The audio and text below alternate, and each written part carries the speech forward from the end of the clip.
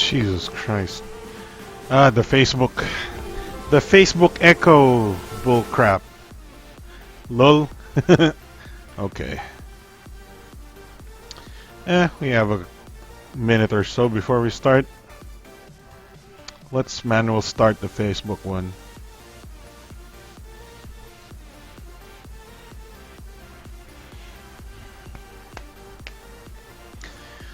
Manual start, go live.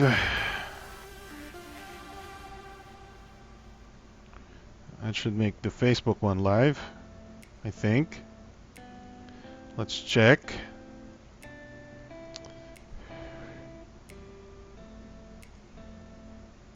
Yep, Facebook one is live. That should enable us to get the restream chat.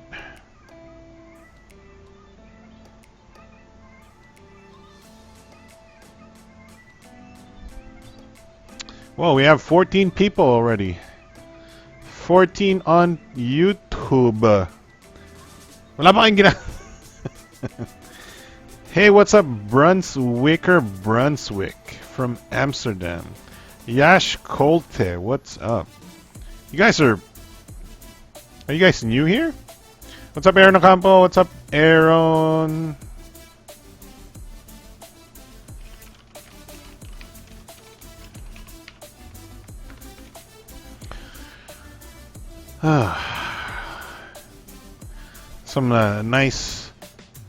Some nice different tunes today on the stream. Some relaxing tunes.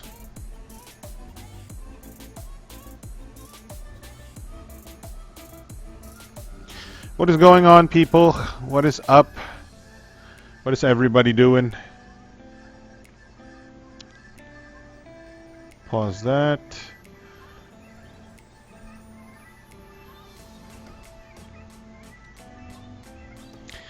What's up, Kuya Norms? What do you mean rainbow? Rainbow. Do you like my subscriber count? It's 10 p.m. We should be able to start soon. I mean, we should start soon, but I'm procrastinating. Bakit rainbow show? Anong meron nun? What's up with the rainbow? What is... I don't understand. I don't understand the correlation for the rainbow. Hindi ako updated. I like this music. This is slightly chill.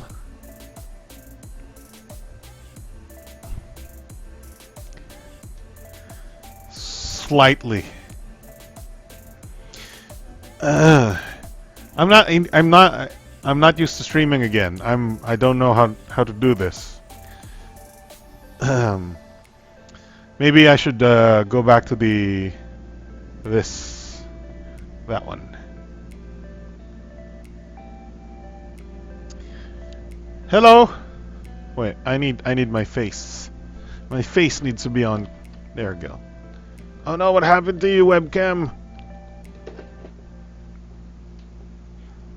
Hello. I still can't find my glasses.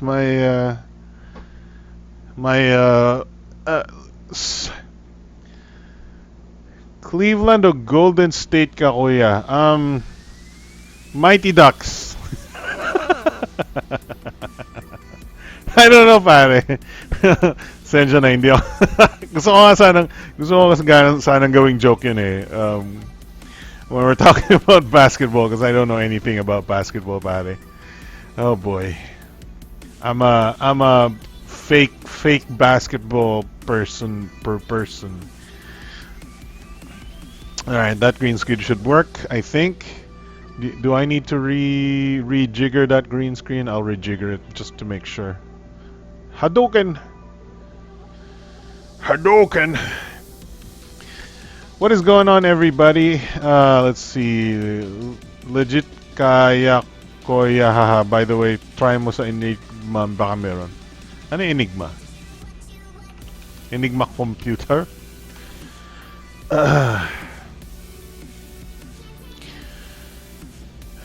Slide na po sa FB. What do you mean slide? Randy Alonso, good po yun, Sir Alex. Ano po for sale nyo pong phone? Damn, dude. Yun. Oh,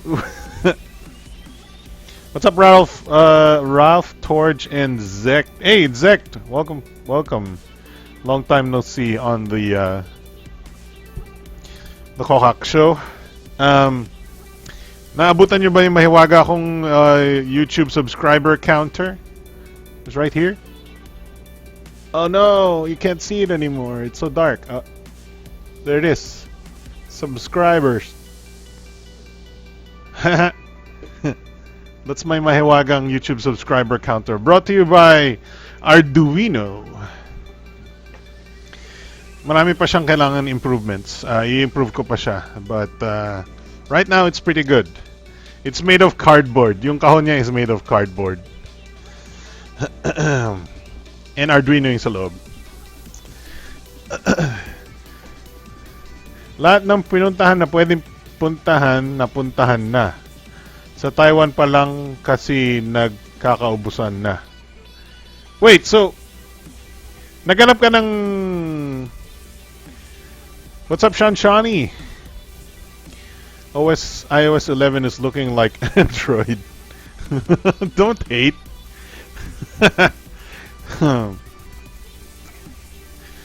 The Thankful Kokak Show, Rainbow Show. I don't get the Rainbow Show, but okay, whatever. Let's see yung ano, kung meron sa...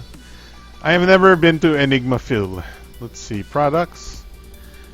I don't know kung nililista nila lahat ng products nila. Let's see, peripherals? No, not peripherals. Components, graphics card. Gal Gadot is... Ba't ganito yung website nila? Parang ano, pang mobile. Ba't ganun yun? What? What's going on here? Did we break the website? Gal Gadot is less than 3. GTX 950. Wow, uso pa pala yun. 1080. 1050. Bakit ganito yung website? May blue pa lang 950 si Palit. Classics. Ba't ganito yung website nila? 1 of 20 of 20 lang yun nandito sa website nila eh. Price list. Price list. Basic AMD. Average AMD. Advanced AMD. I like that. Oh wait, what the hell? What? Ano to? Processor lang ba to? Baka processor lang to. 1700X for 21,000. Processor lang to. 22,018 for non-loyal price. What? Okay, yeah. Processor lang to. Kasi yung 1700 is 17,000. Student AMD. Gaming. I like their naming schemes. Student AMD. Gaming AMD. What is a gaming? What are these? Are these complete systems? Where's the specs? Oh, okay. Kaveri.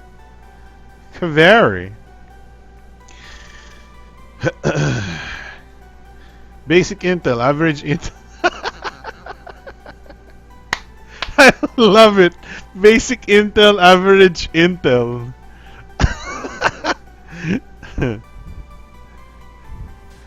Basic lang ako eh. Premium Intel. Okay. Basic Intel compatible motherboard. Average Intel compatible motherboard. Advanced Intel compatible. Student Intel. Gaming Intel. Solid state drive. Yes, let's look for a solid state drive. Yes. Yeah. I like that. I like that Intel. Intel SSD. Hard disk drive, memory. Oh, magkano memory nila? 8GB DDR4 3192 from Kingston. And then the HyperX Fury version is 3498.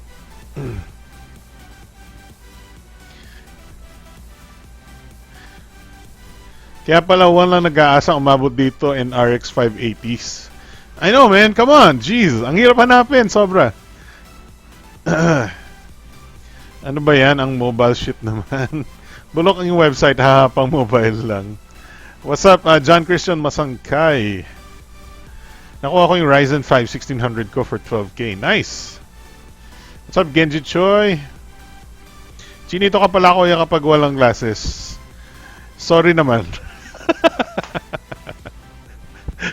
May Celeron pa ba? Wag ka na mag-Celeron, mag-Intel Pentium ka. The one I would recommend for a lot of budget builds is the Pentium 4560, which hindi ko mahanap dito, but it should be around here somewhere. Camera accessories. Wala nang graphics. Oh, graphics card. Basic graphics card. 740, 730, R7 250. Average graphics card, 750 Ti. Okay. Advanced graphics card, 950. 270X. 1050 Ti. Fine, that's good. Premium graphics card. 960, 1060 dual fan. Okay. That's not bad. This is that's not bad. Palette 1060 dual fan. Wait. How many gigs? Oh, 3 gigs. This is the 3 gig version. I want the 6 gig version. 1060 Jetstream, I don't need that. And then wala na siyang graphics. That's it. That's all the graphics cards he has. No. AMD basic graphics card. Wait, ano pa meron dito? Laptops. This is a really interesting website. Enigma-feel.com. Meron sa Lazada Nitro Plus 580 for 20K. If that's any consolation, masyadong mahal. Yeah, no. I will buy. Instead of that, I could buy a 1070 kung sakali. So, just in case people are wondering what the recommended new budget processor is for Kaby Lake and Skylake, it's the Intel Pentium 4560. So this is that. This is the 4560 for 2,890 pesos. Okay. So this one is a 3.5 gigahertz. I think wala siyang turbo boost. I think walang turbo boost if I'm not mistaken. But a 3.5 gigahertz is pretty good. 2-core, 4-thread Pentium processor. So this is like an i3 na without turbo boost. So you should check it out, the G4560. It's literally like half the price of the similar i3 processor. And you don't need a lot of single core thread performance anyway, and actually you don't need a lot of multi-thread performance either when you're playing games. So this is perfectly fine for a lot of games. G4560. Yung Zotac amp ko na 6, wag kang magmumura, wag nang sabi mo amp ka dyan, amp ka rin. 6K may nakuha ko ng 13. Grabe yung bilis na. Yeah, grabe. Actually, gusto ko talagang, I wanted to build a new PC eh. Andito nga yung ano ko eh. See, look at this. This is my, the parts list that I need to build a new PC. I need a case, which is, I picked the Sharkoon for 1,750. I got the G4560 for the basic processor. I got a cheap power supply, and then dapat I was gonna buy a Radeon RX 570 or RX 580 for my graphics card, but I called up DynaQuest. I called up, well, PC Hub walang sumasagot,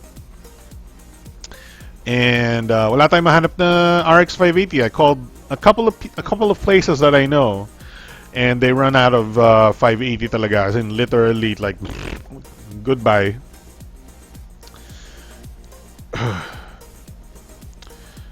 Pwedeng pang stream and record. Yeah, six, lots of threads is very nice. Very nice. Yeah, so I don't know if you're aware, if people of the YouTubes and the people of the watchers, but welcome to the Big Time Show. And currently we're right smack dab in the AMD apocalypse. Kuya, kakakuha ko lang ng Intel Core i3 7350K kaya satisfied na ako. Yeah, sure, why not? I mean, it's not about who's satisfied or not. It's about the one when you buy, you should pick out the value. Sir Alex, nasa ng live count ng subscriber ng Arduino Uno mo? Nandito sa pinakita ko kanina. It's right here. It's gawa siya sa cardboard ngayon eh. Masyadong bright yung ilaw niya eh. For easily show, but I can do this. Kung nakatodo dikit siya, you can see the subscriber count. And like that. There you go. The backlight is it's not permanent. You can turn it on or off, but there's no like lower the backlight or parang half the brightness. It's just on or off. There's only one switch for the brightness. There's a potentiometer reading. There's a potentiometer nakakabit sa kanya for the contrast of the LCD, but the contrast is different from the brightness. Obviously, alam niyo naman yun.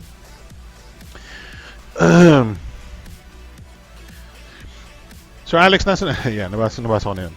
Kung sa Gilmore wala, saan pa pupunta? Well, siguro sa probinsya where not a lot of bakit late si Apple sa VR? It's Apple, man. Come on. They alam niyo, well,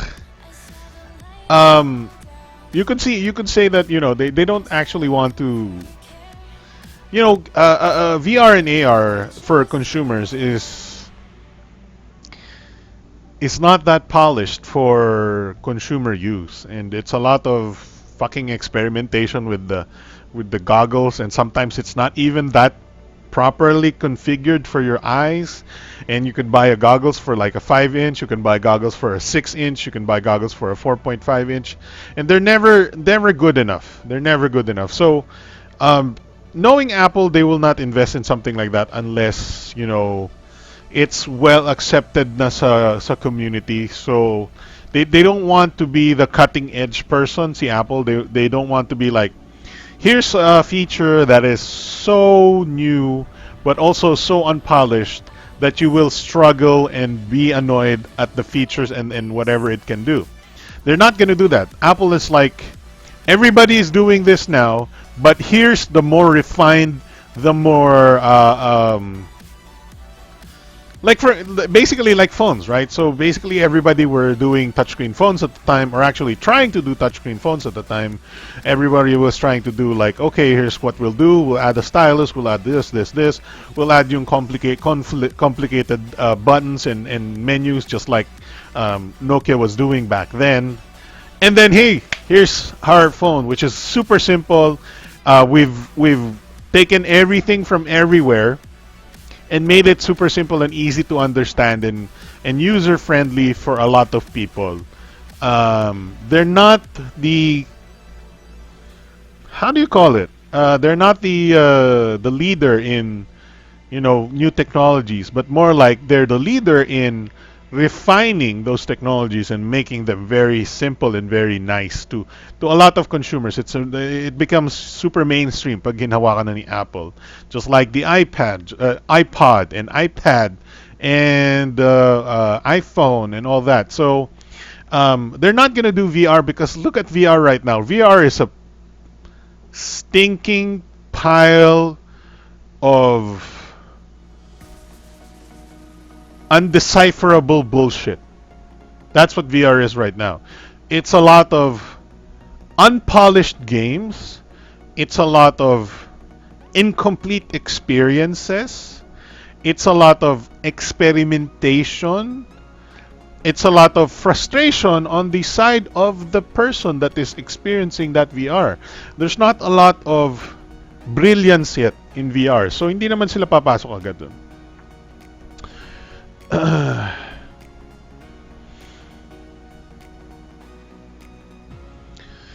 Di ko pa na-ask si Sir Arnold sa PC Corner kung may AMD sila. Tuman din ako sa PC Corner kanina, wala talaga. I see, ang bilis. Late naman ang Apple sa lahat ngayon. Pero sa amin, aminin natin, maganda ang VR na Resident Evil. Yeah, maganda.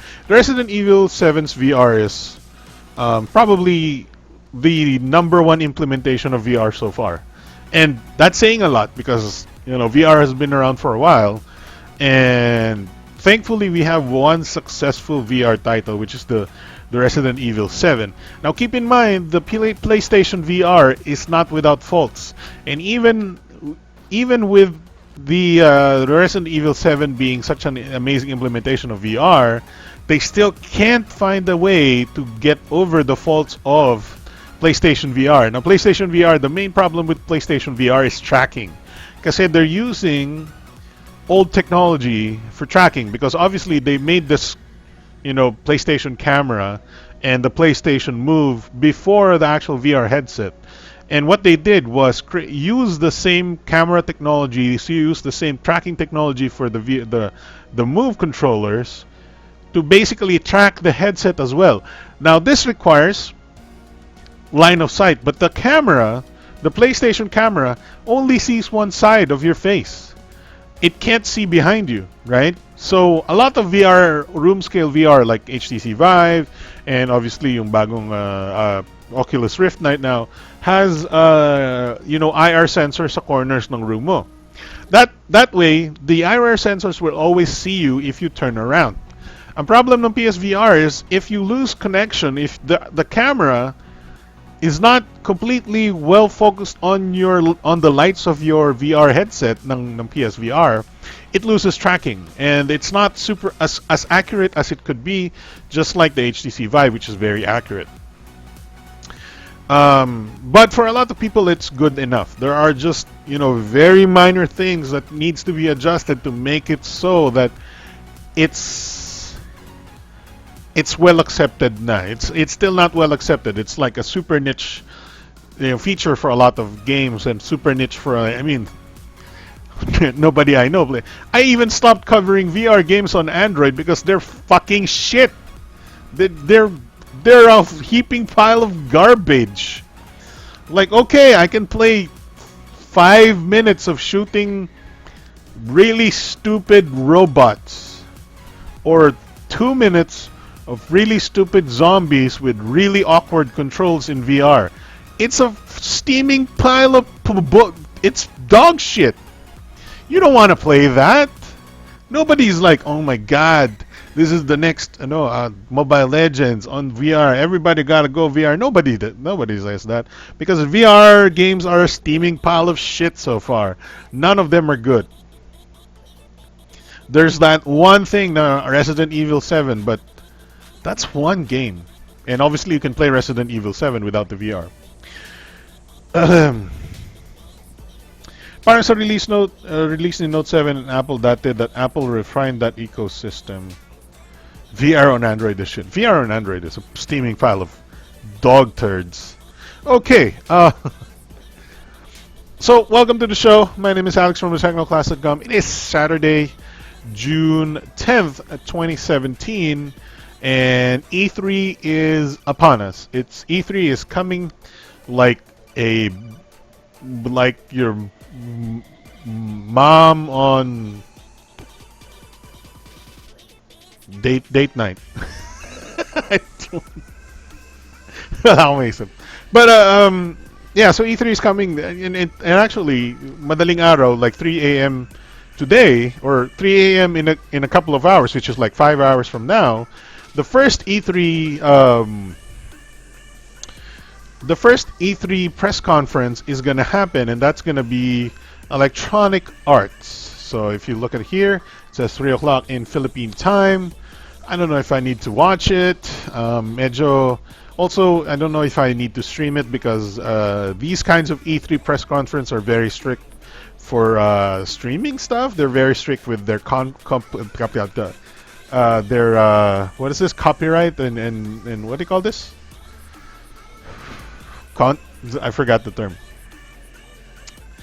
Ang nilalaro ko ngayon is rhythm games, which smartphones are very good at. Yeah, decent. By the way, Kuya, i-implement na natin yung Anti-Distracted Driving Act na inaayos ng rules can't complain. I wanted to discuss that as well sa ating topics for today. It's not a major topic, but they have revised the Distracted Driving Act.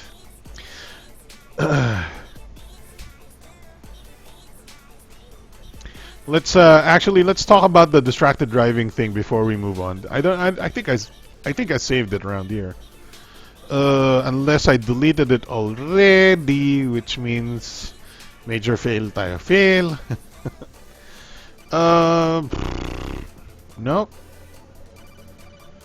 Whatever. Anyway, so the the revised new distracted driving law, which I think comes back online this coming week, is at least allows at least 4 inches from the bottom of your windshield up towards the 4 inches papunta sa'yo, because obviously that is usually taken up by the dashboard anyway when you're driving. The dashboard covers that 4 inches pababa. So you can put stuff on there now, 4 inches down there. Keep in mind, 4 inches is not a very large amount of inches, and phones can be longer than 4 inches now. I'm hoping they're very lenient about that, so we can probably put the phones down there again. Because if 4 inches is, I bet this is longer than 4 inches, right? Right? So, right, if you put that in front of your dashboard and they say, sir, more than 4 inches yan, 6 inches yan, nako po!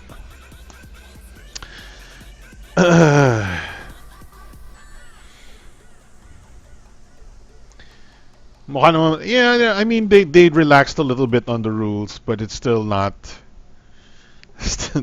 Still pretty stupid when it comes to ano talaga eh, you have to compare it with the rules from other countries, and when it comes to other countries, the rules that we implement here, even with the relaxed rules dito sa distracted driving, is ridiculously dumb. But thankfully they're listening a little bit. I don't know, fuck, whatever. Thankfully I don't have to drive.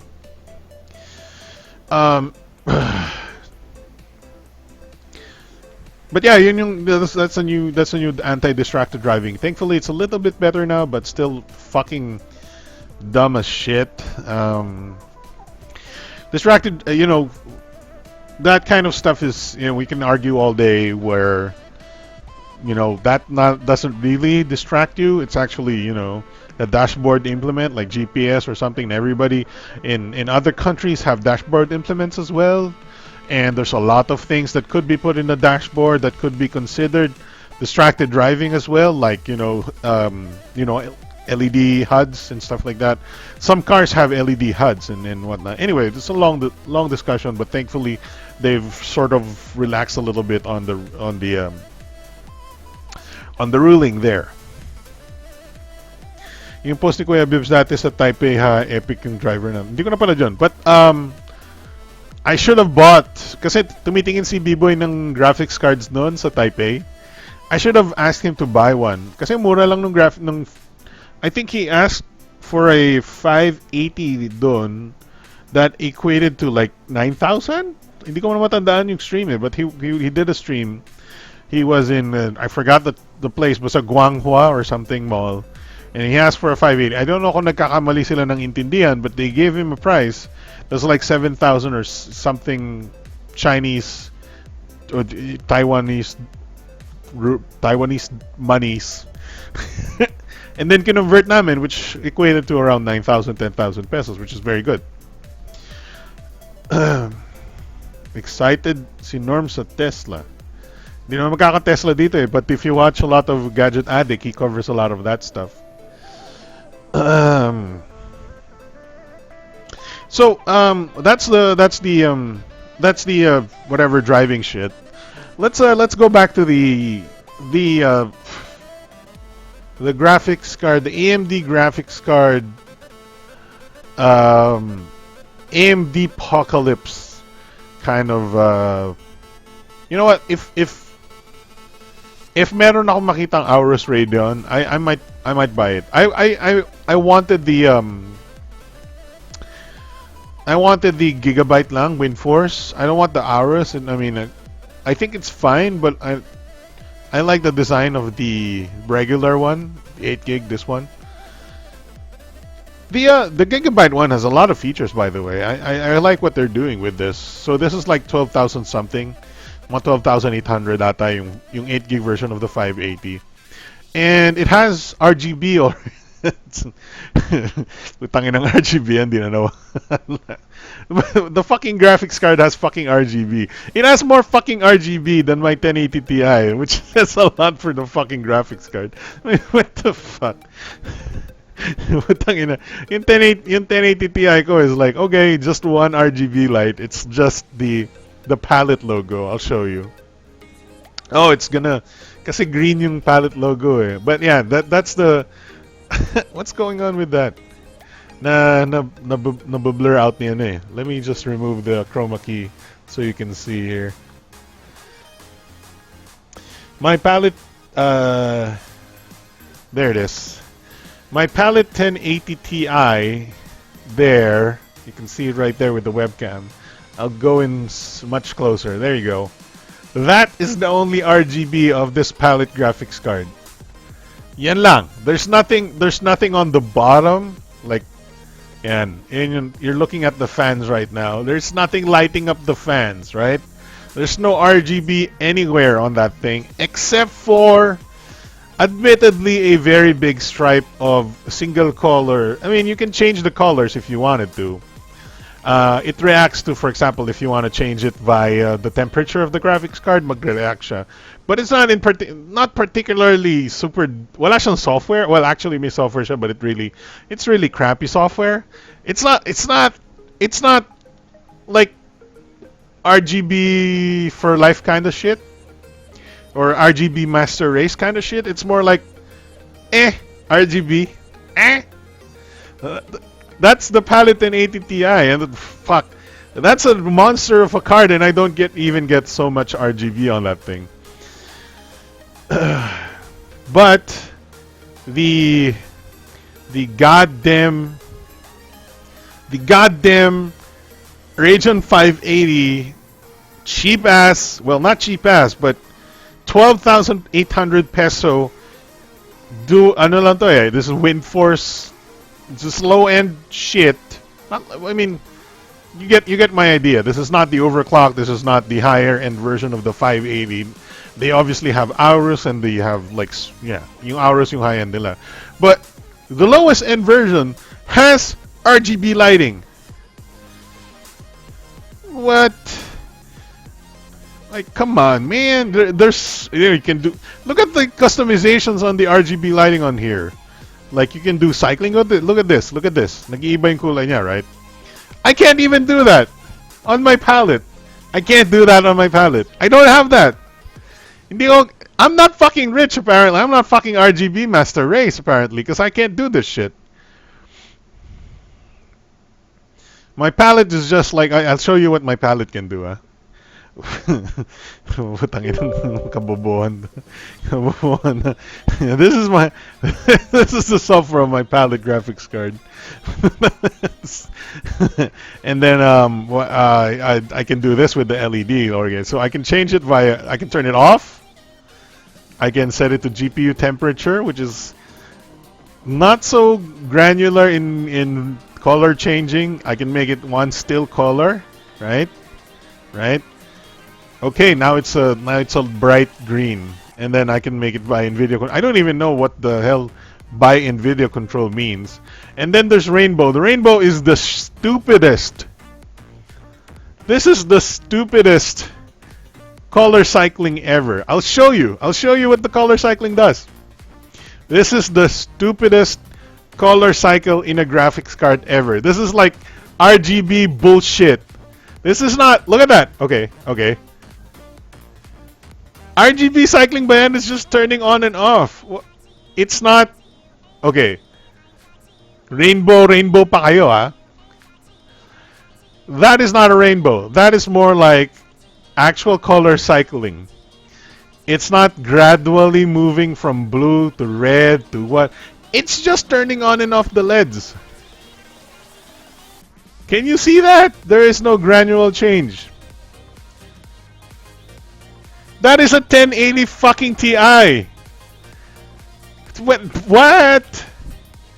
1080 Ti.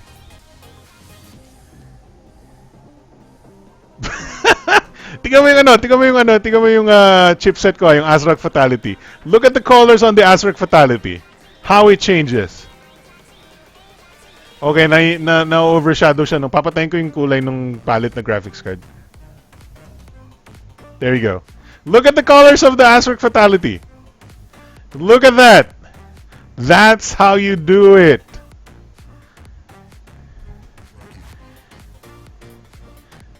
That's how you do it. Look at that color fade. Putang inang yan. 1080 Ti, ganun yung LEDs. Putang ina.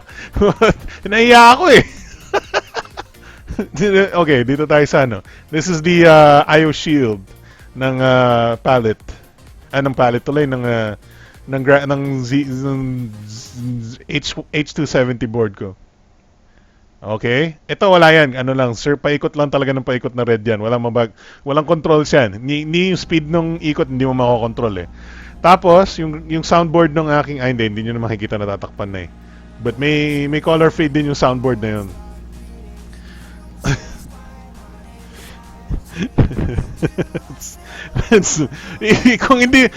kung wala ka lang alam, kung hindi mo lang alam na kung ano yung graphics card na yan, sasabihin mo napaka-squatting naman ng graphics card mo. Ang squatting ng graphics card mo, bro, para ng colors. That's so bad. That's so bad. I mean, I'm not complaining kasi wala naman akong pake. But for RGB master race kind of stuff, this is nowhere near. This is nowhere near RGB master race for a lot of people. And that's funny as fuck because it's a 1080 Ti. It's like the most powerful graphics card you can own today in the GTX series. Obviously, there's higher end versions in the non-GTX series, which is the Titan XP na bago.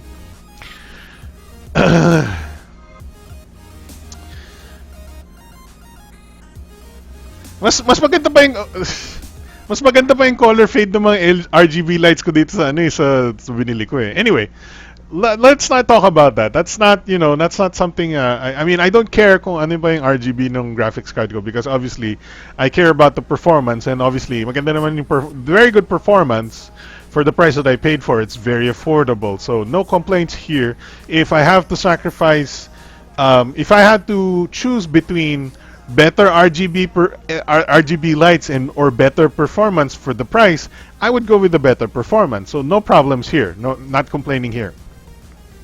But when it comes to RGB stuff, it's a fucking joke.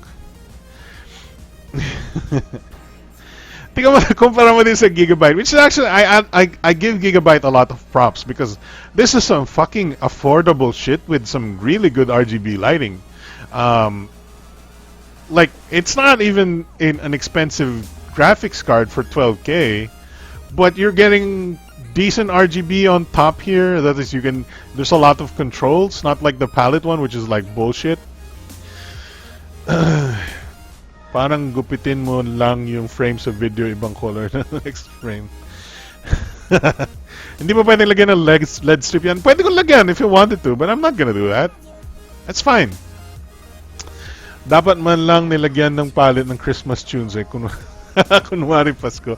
Kasi nagbibili. Parang blink na lang ng ilaw, di ba? Hindi siya yung parang fade and fade out. Whatever. I don't care. But anyway, that's why I'm impressed with the Gigabyte graphics cards is medyo, at least you're getting a lot of stuff for what you're paying for. You get a backplate for 12K? That's crazy. Ba?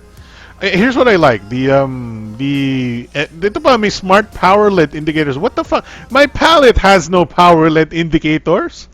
Are you kidding me? I don't get that shit. I don't have that. What do I get? Admittedly I get a BIOS switch, okay? I get a BIOS switch, which is nice.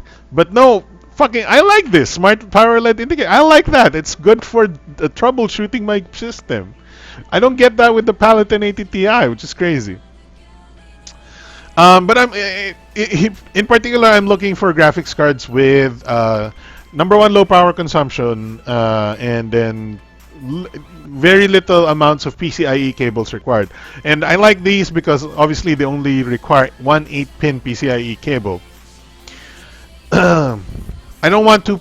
I don't want two like 6-pin or two 1/8 and 1/6. I don't want. I just want one 8-pin or one 6-pin if possible. Because nagtitipid ako sa power right now. I want to build a system that is low power, and maybe you know what I'm trying to get at. And I also look at the software. Okay, ito pa. Okay, Jesus Christ, I don't understand this. Look, okay, so my palette, nakita niyo yung software, right? The super professionally made Thunder Master graphics card software. Look at this thing. It looks like it's made in the 90s, right? It works, and I can overclock if I want to, right? But look at this shit. Look at this stuff. It's so fucking ugly. It looks like a fucking old battleship It looks like a submarine. It's where you're in a submarine back in the World War II's, right? And then ito yung LED LCD lights ng submarine mo. We got a submarine, sir, and 30 knots. Look. And then think about there. Look. You've seen that, right? You've seen that. Look at the Gigabyte RX 580 software. Look at this thing. Look at this thing. Look at the software on the fucking Gigabyte board, the Gigabyte card. Look at that. That's amazing. Look at that thing. It looks nice. That's so fucking funny. Oh my god. That's like that's like this is the stuff that you need to know when you're buying a palette card. Hindi ka pagagastusan with the software and shit like that and the LED lights. Yeah, I know you can install an MSI Afterburner. That's pretty easy. But come on, look at this stuff. At least nag-effort sila Gigabyte and whatnot. One-click overclocking, yeah, okay, fine. So there's the Gigabyte. This is what I like. I like a low power. You know, you can probably overclock and undervolt, these kinds of things. I like the features. I mean, there's nice features here and there. And then the RGB lighting is nice as well, and the software is nice as well. So that's why medyo na-interest ako dito sa Gigabyte. And I want the 8-pin lang. Kasi if you look at the Sapphire RX 580. If you look at the Sapphire RX 580, number one, it uses more power already. I think it's rated at 225 watts. 225 watts, and it is, where is that? One 8-pin and one 6-pin. And it says optional. Obviously, kakabit mo yung 6-pin dyan. It's not really optional. You're just kidding. You're not, this is a joke. You give me an 8-pin and a 6-pin and you tell me it's optional, nobody's gonna follow you in that regard. They're gonna connect that 8-pin and 6-pin both. Where is that? Asan yun? I mean, the Sapphire looks nice too. I mean, it's kind of crazy looking. I like the Gigabyte one because it's a little more subdued. But I have to admit, I wanted the Sapphire for a long time. Before ako nag 1080 Ti, this was my target card. Asan yung kanyang power, ano? Wala, hindi naman pinakita yung power, ano niya eh. Anyway, it has a 8+6. And that means more cables, right? And then it uses 225 watts, which is, I think, I don't think sinasabi dito yung wattage ni what is this? Not the arrows, right? So this is a 1/8-pin. Doesn't say how many watts it uses, but it's recommended 500 watt PSU. So it's around 200 plus watts, siguro 200 watts, I want to say.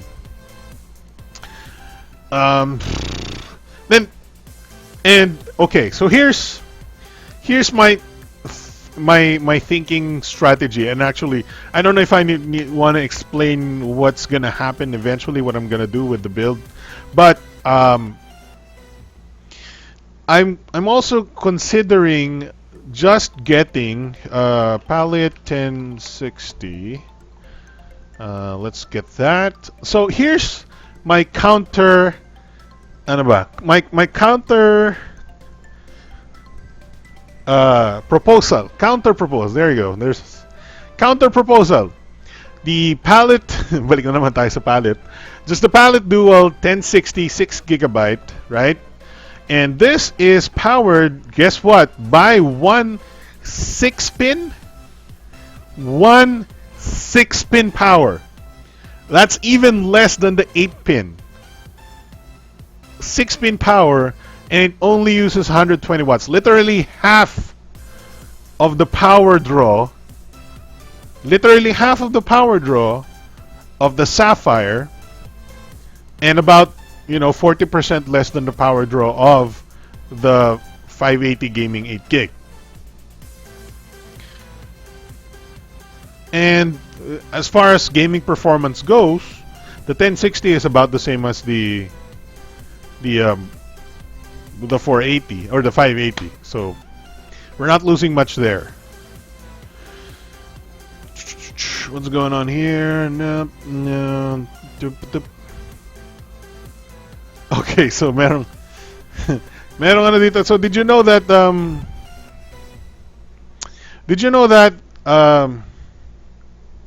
what's up, Oak Tree Gaming Games and More? Dude, why is your name Oak Tree Gaming and then you say gaming games and more? You should just name yourself Oak Tree Gaming and More. I mean, that's just me, but what's up, dude?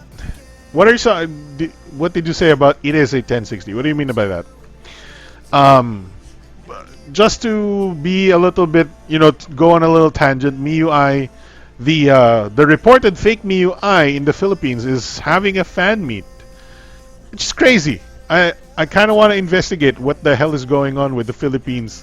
The Xiaomi in the Philippines is going on. It's like, are they official? Are they not official?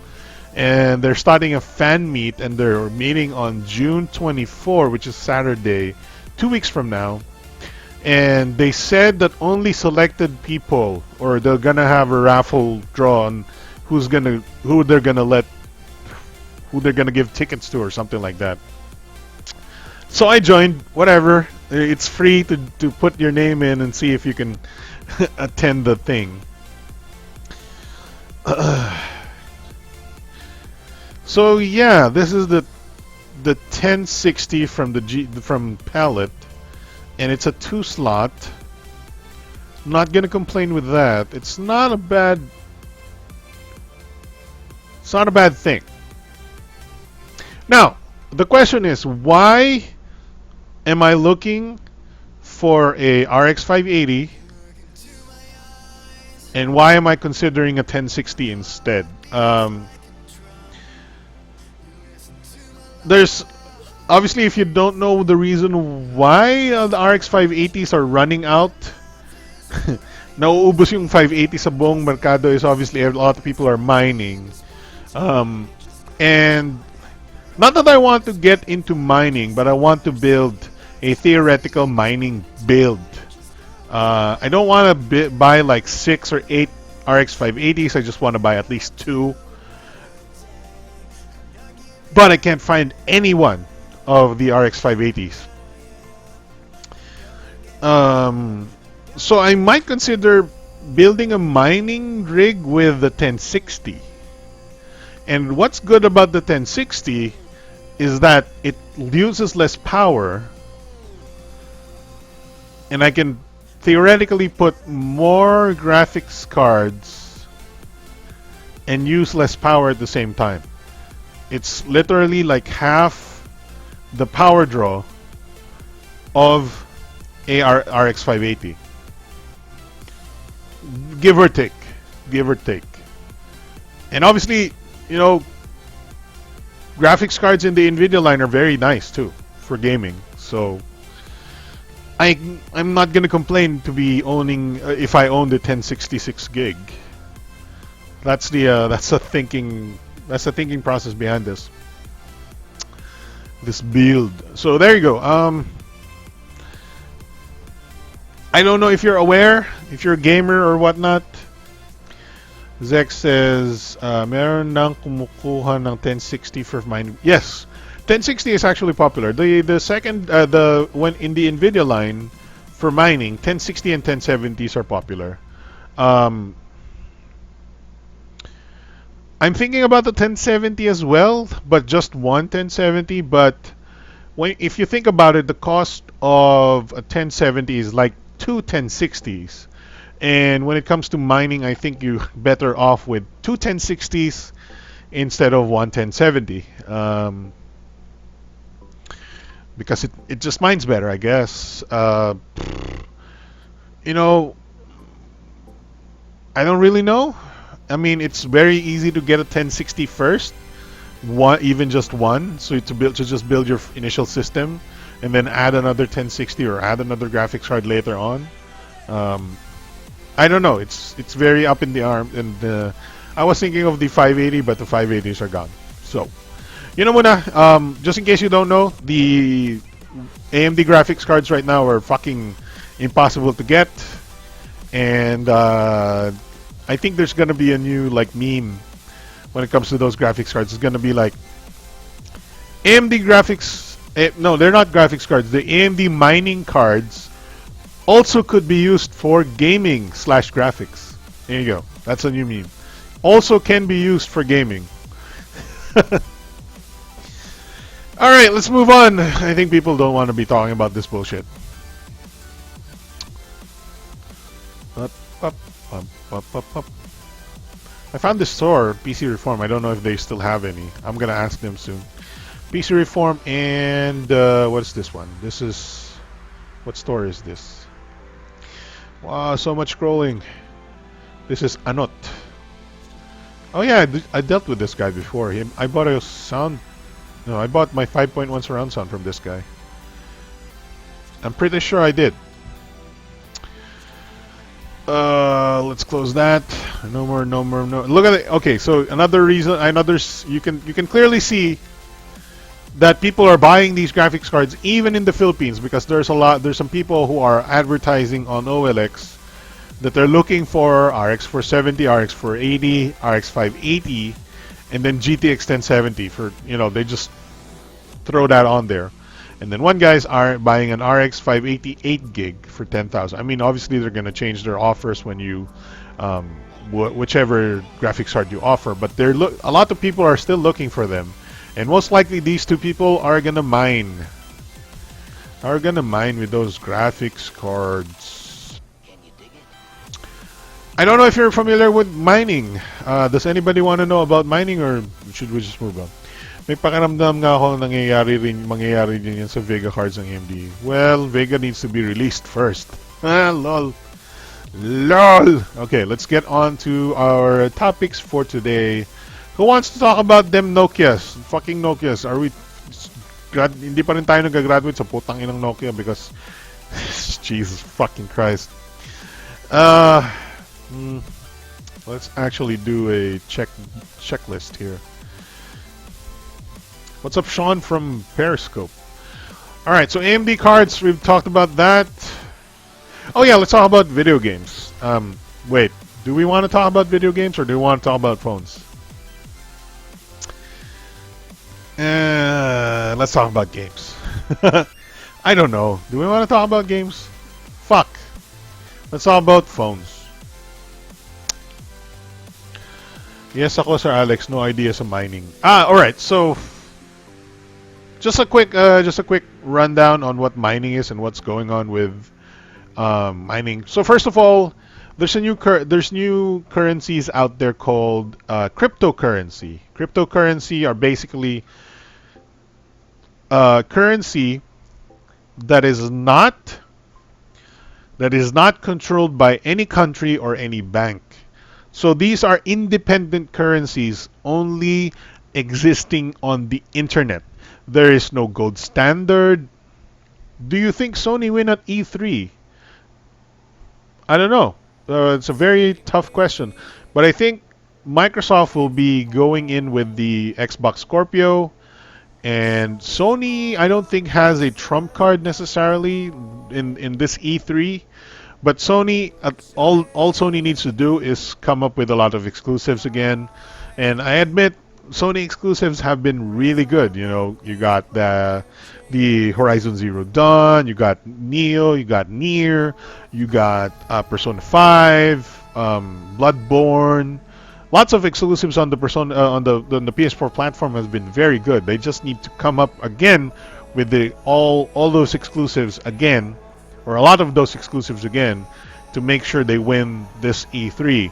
I don't think necessarily Nintendo is gonna win this year. Nintendo is super quiet. I want to say quiet. They need some killer exclusives this E3, and I don't think they'll have any killer exclusives except for the ones we already know about. And then Microsoft, well, Microsoft is obviously the loser of this generation because they messed up with the Xbox One release and all that, the bullshit with the Xbox One. So Microsoft is just gonna talk about Xbox Scorpio, a little bit of, they're not gonna get a lot of exclusives, probably Halo, probably something. So Sony has a lot of ways to it. Only by doing the Sony thing that they've been doing so far, Sony will win E3. There's the Nintendo and Xbox or Microsoft has to do a lot more to win this year's E3, but that's also sad because Nintendo is not doing enough for their Switch platform. Switch is a very powerful platform, but they just don't have enough games yet. And on an E3, it's not about selling consoles; it's about selling your games. And then Microsoft is already, losing this battle this generation. So they need to come up with something big to beat Sony. But yeah, this year's E3 I don't think is gonna be that important for a lot of people. What I'm looking, it's just the real question for this year's E3 is how many exclusives, how many things can Nintendo show this year's E3? Because we just Sony's E3 is like, okay, we're gonna get God of War, we're gonna get maybe Final Fantasy, we're gonna get something like that. Oh yeah, Final Fantasy 15 is also exclusive to PS4, so the PS4 has got some really nice exclusives for them. Genji Choice says Nintendo Ultra Sumo. What is Ultra Sumo? Pokemon Tournament, boring, and then GBA Gold and Silver. More on 3DS pa rin yung mga games nila. Yeah, no. They need to really come up with some big exclusives. I just want more, give us more Breath of the Wild kind of quality games. I don't want any ARMS, I don't want any 1-2 Switch, I don't want any,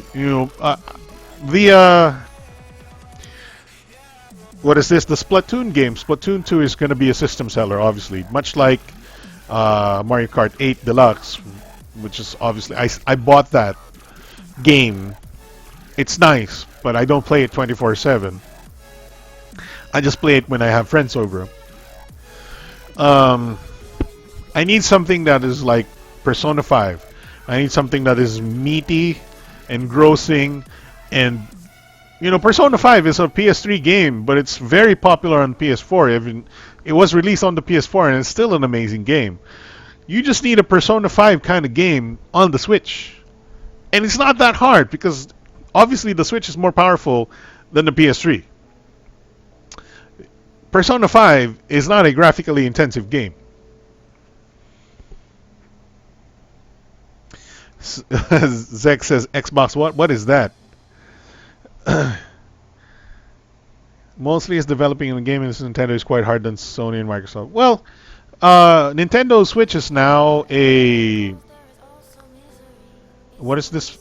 A ARM platform, an NVIDIA ARM chip. So it's very easy to probably port ARM games, which is what? A lot of Android games you can probably port to the Nintendo Switch. A lot of they do have Unreal Engine as well. They do have Unity Engine as well. So Unreal and Unity, they're both development environments where you can easily port games from PC, Android, Xbox, and PS4. It's just the same code, exactly the same code. You copy it and you paste it, and then you render it. You compile it for the Nintendo Switch, and it will instantly run. But it might not run at the same frame rates and whatnot. So there's a lot of ways for developers to get into Switch development with their current titles. They just need to start developing it for the Switch. Just get a dev unit for the Switch, get their marketing behind it, get their resources behind it, get their programmers behind it to, get it working. Whatever. Anyway, let's. I think E3 is going to be not so exciting this year. It's going to be how many Nintendo exclusives will come out, how many third-party games for Nintendo will come out, and then Sony needs to convince us that they're still the king by showing us a lot of exclusives like God of War. What else? Gran Turismo. People still play that. All right, let's talk about crypto coins for a little bit. Crypto coins. Okay, so the most popular crypto coin, obviously everybody's heard about it, is the Bitcoin. That's probably the first crypto coin, if I'm not mistaken. And Bitcoin and crypto coins in general, so cryptocurrencies in general, are currencies with no governing body. There's no bank that handles the money. There's no country. There's no country that handles the money of the crypto coins. It's just it exists on the internet and it belongs in the internet. It's like a meme, right? Hey, what's up, Raj? So yeah, there's one big exclusive on the Nintendo Switch, which is the Monster Hunter, but it's a Japanese exclusive. It will be in Japanese language and will be released in Japan. There's no information of if it will be released internationally yet. Di pa rin nila ginagawa yung maayos ng Nintendo System Pops. Sana naman mas easier pa mag-add ng Fred at magdagdag ng mga chat apps, trophies for games. I know, dude. They don't understand how the internet works. Nintendo is like, what the fuck is the internet? What the fuck is adding friends? What is that? I don't understand that shit. Worth it ba bumili ng Switch ngayon 2017? Maybe later in 2017. But right now, I think it's not that worth it. Unless you're a big, I love the Nintendo Switch. I have a Nintendo Switch which is in my bag right there. It doesn't have enough games for me yet, and I find myself playing PS4 when I get at home. But the thing is, when I play those PS4 games, I really wish they were on the Nintendo Switch when I go. When I want to take Persona 5 with me. I want to take Borderlands with me or something like. If the Nintendo Switch had Borderlands or Borderlands 3 or whatever, something like that, it would be all. If it had Doom, well, obviously it probably can't play Doom, but I need something like that on the Switch. Currently, it's like a Zelda and Mario Kart 64 console. There's some smaller games like Wonder Boy that I play. There's when I play some of the Nintendo Switch games that are like not Zelda and not Mario Kart 64 or Mario Kart 8. They're okay games, but these are not games I would have bought the Switch for. These are games I would have played on Vita or something like that and be perfectly fine. But they would have not sold me on the Nintendo Switch if they just told me, Snake Pass and then Fast RMX is on the Nintendo Switch. Those are not system sellers. And if the Nintendo Switch did not have Zelda and did not have Mario Kart 8 right now, it would be such a piece of shit waste of of space. Because it would hold mediocre games. that I could easily play somewhere else. That I could easily play with my GPD Win, which is uh, admittedly is a very wonderful gaming console that is competing right now with the Nintendo Switch for me, because I have a GPD Win, it's a which is a handheld gaming console that runs Windows 10. It has a relatively powerful GPU. I think it's like when it comes to performance capabilities, this is like a mini Nintendo Switch when it comes to gaming, and I can play a lot of Windows games with this guy, which is great. And this is competing right now with the Nintendo Switch for my bag. So sometimes I bring this, sometimes I bring the Nintendo Switch. Anyway, I digress. Like I said, the Nintendo Switch needs more games. I need more like Persona and Borderlands and something like that, Doom or whatever. Anyway, currently, if the Nintendo Switch did not have Zelda and did not have Mario Kart 8, it would be a waste of a console. And if you don't play Zelda or Mario Kart 8, I would say hold off. And you can easily hold off because E3 is just around the corner. And by waiting like 4 days from now, you will know exactly a lot of the E3 things that we don't know right now. And you can make your decision in about 4 days from now.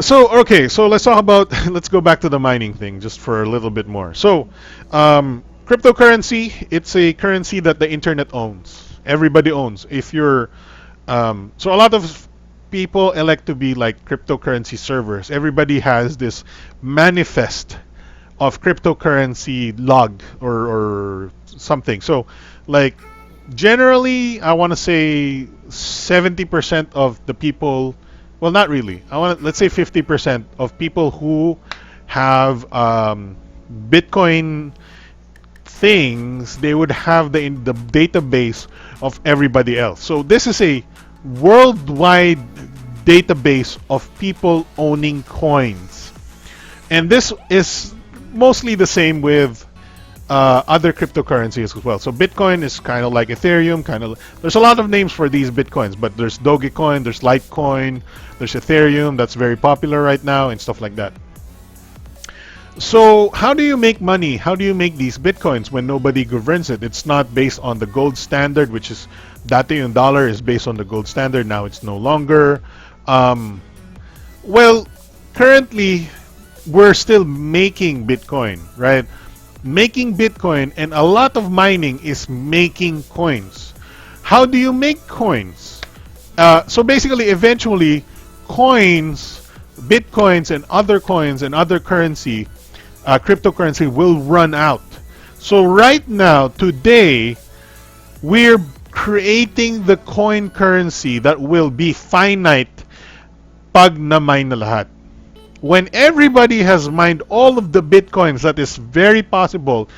I think you can only get a maximum of 1,800 Bitcoins per day for the entire world, right? So if like 1,800 people are mining with the same amount of power of their processors and GPUs, they will earn 1 Bitcoin a day maximum, right?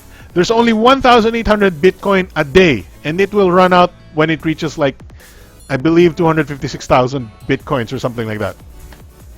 So there's a limited amount of Bitcoins you can mine, and we're reaching towards the little bit the diminishing, the smaller the amount of Bitcoins we're reaching. Basically, it's like a diminishing return. It's like a curve that goes like this, and then until Bitcoins are run out, that's it. But that's not the entire story here. So Bitcoin and cryptocurrency in general is mined by processing performance. It's a long story how that happens. It's basically solving an algorithm or guessing a number and figuring out the number and that number is used by Bitcoin to facilitate transactions. Okay, so it's mind-blowing. This shit is like super crazy to understand, but cryptocurrency, you mine the cryptocurrency, and the reason you mine the cryptocurrency is to enable transactions to happen elsewhere. Crazy, fucking stupid, I know, but it's crazy, I know. But right now, cryptocurrencies mined to facilitate transactions as well. But also, you earn the cryptocurrency if you mine it. So that's currently we're in the currency generation phase. And currency generation phase is when mining happens, right? So mining, like I said, is figuring out basically a random number or an algorithm, a very, very, very hard random number algorithm to figure out how to facilitate the transaction the other side of the world. Let's forget about that. Let's just figure out what mining is doing. So mining. Whew. Okay. Cryptocurrency mining is about using your resources or your calculation performance or your whatever your PC does, right? Or whatever kind of electronic thing that calculates stuff to figure out the number that needs to be done, right? So there's a lot of ways to do it. There's a lot of programs that you can use to mine and whatnot. But the basically once you solve a problem, or solve an algorithm, they give you some coin. They give you some coin, and sometimes there's a lot of fuck. This is so confusing. This is so complicated. But let's just simplify. Let's basically you solve stuff with your GPU or your CPU or what other electronic circuitry like a calculator, and it gives you money if you solve a lot of it. Solve a lot of it. Solve a lot of it. Solve a lot of it. Now, when Bitcoin was still the number one coin cryptocurrency around, and probably the only cryptocurrency around that was very popular, GPU mining started because everybody was mining CPUs. During the earlier days, everybody started mining coins with their processors. But people realized that their GPUs can process these coins, these algorithms, much faster than their CPU, right? So people developed their CPUs to mine, right? But this was back in 2014. That was the Bitcoin mining boom back in 2014. After 2014, things started to happen. In 2014, there were specialized products that started to evolve, which are called ASIC. ASIC. These are, I forgot the term, but they're just specialized circuit calculators, right? To do Bitcoin mining only. They're only designed for Bitcoin mining.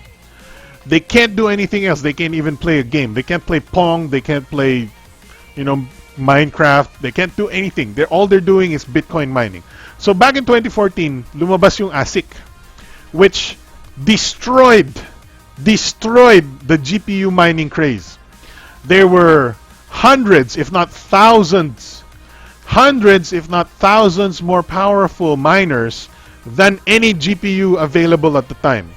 And even today, for Bitcoin, right? So back in pagdating ng 2015, shit went crazy fucking bullshit stupid that it became so hard to mine because everybody had ASIC miners that are super powerful.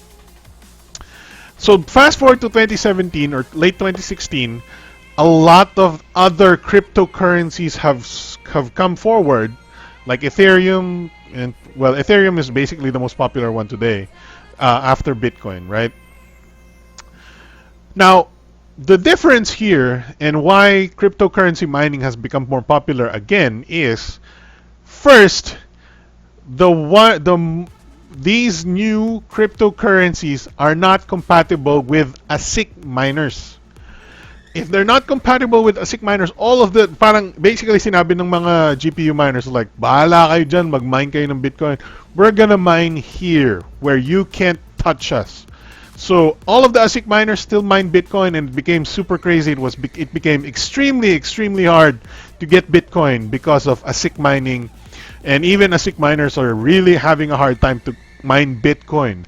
But the other currencies are very popular now and can be mined by GPUs. And late 2016 is when the big price hike of Bitcoin happened. So let me show you what a Bitcoin costs right now. Look what.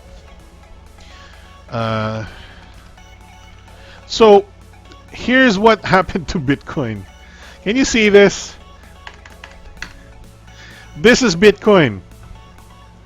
Bitcoin is now today worth 2,901 and 98 cents. 2,902 US dollars for one Bitcoin.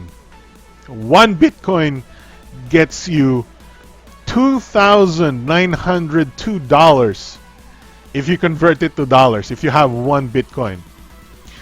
And look at where it came from. It came from what, $30 and whatnot. So if you bought like a $300 Bitcoin, you get almost $1 million? No, $100,000 or something like that. Anyway, my point being, back in 2016, it beat the original. If you look at here, 2014, it became the Bitcoin boom, right? The Bitcoin mining boom. But it dropped because of ASIC mining right here, ASIC mining here. But 2016, it started to become more popular again because of the other mining, the other cryptocurrencies.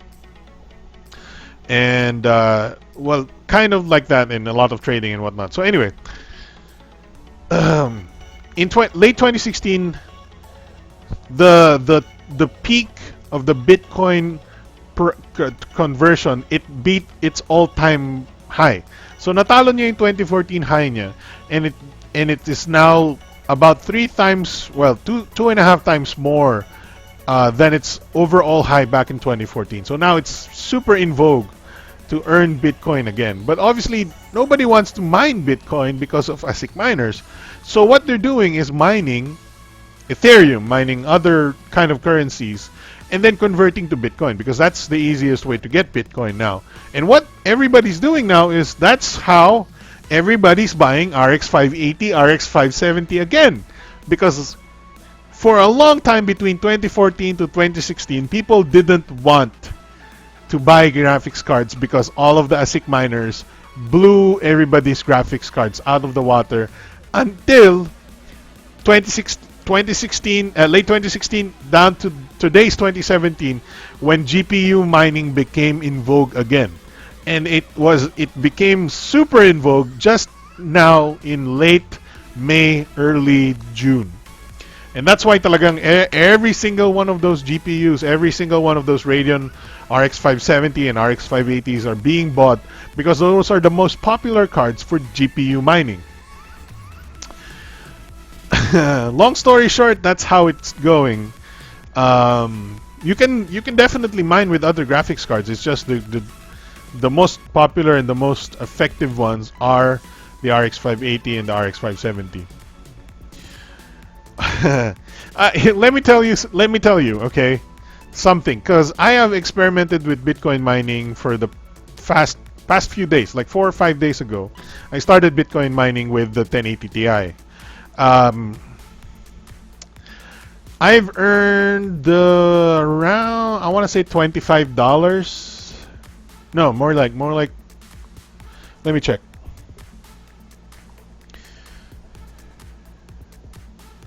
So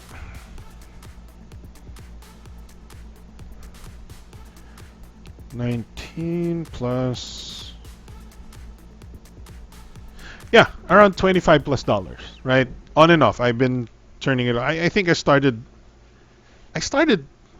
Thursday, so no, it's been 3 days. Three days of Bitcoin mining. So okay, not bad.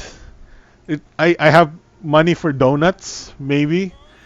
Obviously, I can do better with the better system, but I was just experimenting. And obviously, I still haven't figured out how to get the money from Bitcoin. But I currently have, if I can... By the way, Bitcoin is not counted per bit cent, right? So if it's very rare for you to have an actual Bitcoin. There's the denomination that is most counted in Bitcoin is millibitcoin. So that's 0.0001 Bitcoin. That's how people trade Bitcoins. They're like, okay, how many 0.001 Bitcoin do you want? So to make it simple, they call it millibitcoin. So I have 2 2 and then 6.8. So I have 8.9 millibitcoins. I have 0.00089 bitcoins. I have 0.00089 bitcoins. Wait, no. I have 0.0089 bitcoins. There you go. Sorry. Wrong numbering. So there you go. That's that's how many bitcoins I have. 0.0089 right now. That's how much Bitcoin I have, which equates to about $25. I don't know how to withdraw it. I have to figure it out. I mean, it's supposedly pretty simple, but I haven't, kailangan ko ng Gcash or something, whatever. But anyway, that's my experiment into the Bitcoin mining thing. I wanna get a system up to see what I can do with it pamuna before I really get into it. I don't wanna keep mining with my 1080 Ti. I just was an experiment. But that's. Do I need? Is there anything that hasn't been said yet? May hindi pa ba ako na explain about mining? Yeah, so okay, so if I'm not mistaken, the bit mining is risky. Yes, so Bitcoin mining or Bitcoin in general is risky because it's a very volatile. It's like stocks, right? So if people just randomly start selling their Bitcoins, the stocks will drop, the prices will drop. So that's the problem with Bitcoin. And obviously, since it's not like gold standard or anything, there's no real way for us to.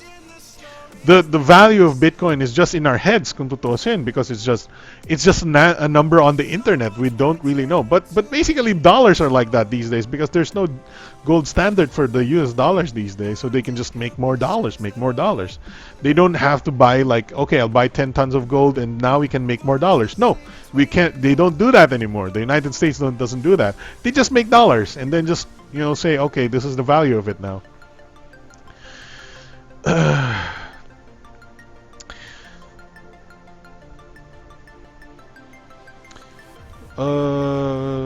Last this year, marami na rin games like Mario Odyssey, Splatoon 2, and so on. Yeah, I'm looking forward to Mario Odyssey. If you don't want to play alone, yeah, I like the multiplayer aspect of the Switch. I can bring it anywhere, and people are like, okay, let's play the Switch. I don't have that many friends, but some of them are actually nice. So. Worth it ba bumili ng Nokia 6, 5, and 3 ngayon 2017? That's a good question. We're going to discuss that right now. After this Bitcoin mining discussion.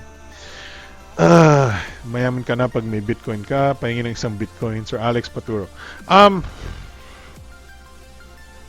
might make a tutorial on the Bitcoin thing. It's not that hard actually. It's itong hindi ko pa the thing is I don't know. I mean, I haven't got. Like I said, I've only been mining since Thursday, so I haven't gotten the entire circle of it yet. I've just been mining. That's only what I've been doing.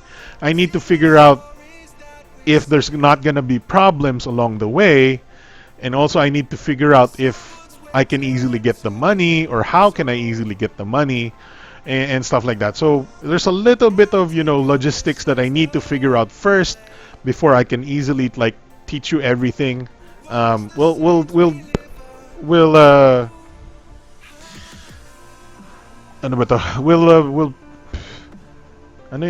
set that aside for another day. But the mining part is not that hard. You just need to have a relatively powerful system and stuff like that. And when I say system, it's not your CPU, it's about the GPU. Your GPU has to be quite powerful, or power efficient, and that's why I'm looking for power efficiency. I'm looking for low, the less amount of PCIe power supplies I need to put into it, the better. But I'm not 100% dedicated into mining yet. I want to build a PC, irregardless of mining. I want a secondary gaming PC that I can proudly say, okay, this is a budget PC and whatnot. And actually, I wanted to build a 20,000 peso budget PC for a lot of budget gamers out there, and that's my first priority. The second priority was like, okay, since I built this, maybe I can make it into a mining rig. Pinagtsatsagaan ko pa yung pera swipe by SlideJoy. I know that one. All right, so that's it for a quick primer on what the fuck a Bitcoin is and cryptocurrency is.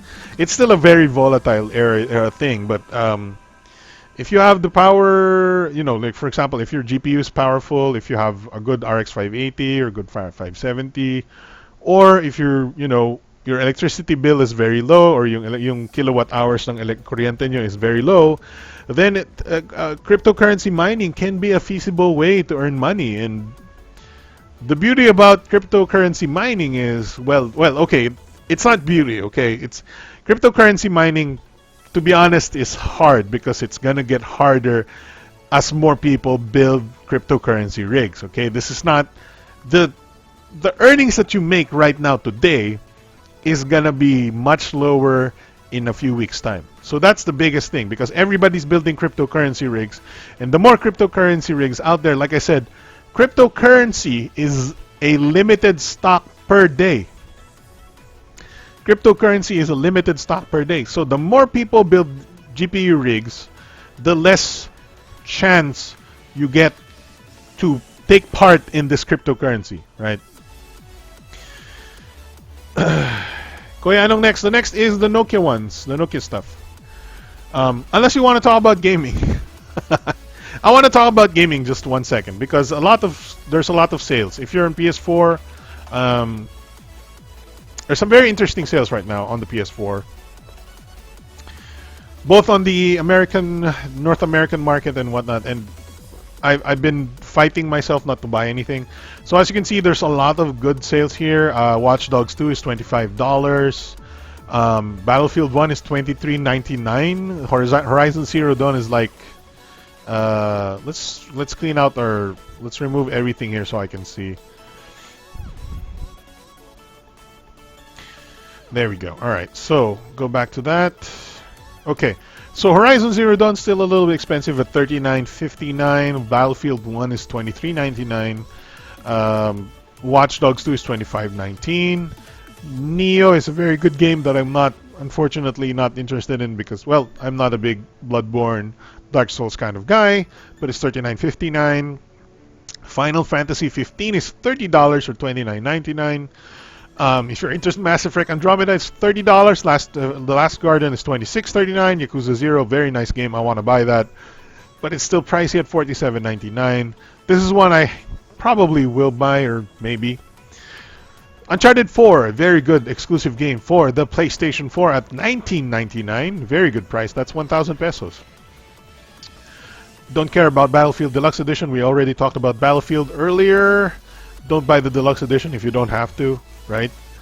What else? That's about it for the PlayStation Store discounts. Very good discounts on exclusives, but you see there's some Electronic Arts games that are discounted, and that means you should check the Origin store for discounts as well.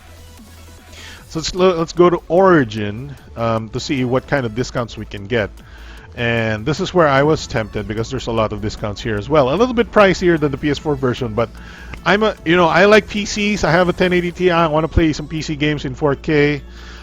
Let's look at the games that they have.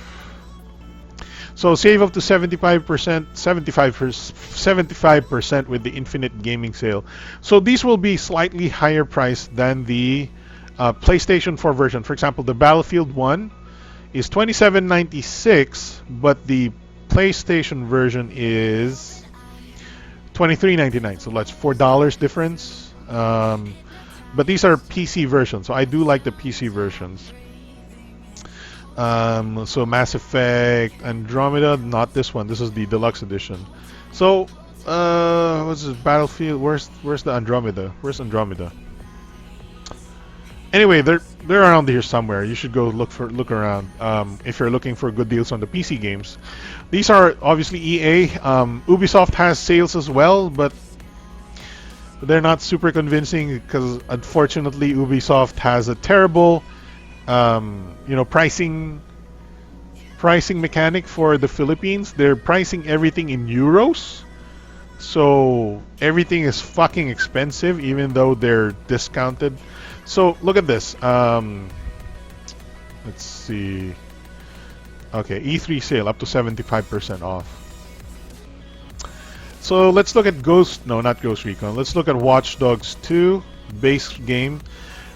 30 euros. 30 euros. That's like $35. 30 euros is like $35. That is way too much money for a game that is how much? $25.19 on the PlayStation 4.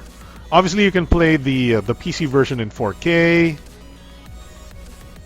I don't know if I really want to buy Watch Dogs 2. I don't know if I want to spend that much money on Watch Dogs 2. That's why I'm not buying anything yet. I mean, if the most important thing I want to buy right now is Uncharted 4 or maybe Yakuza 0. But none of these are like, gotta have it now, gotta have it now. Nope. I don't need Battlefield 1 right now. I don't need Watch Dogs 2 right now.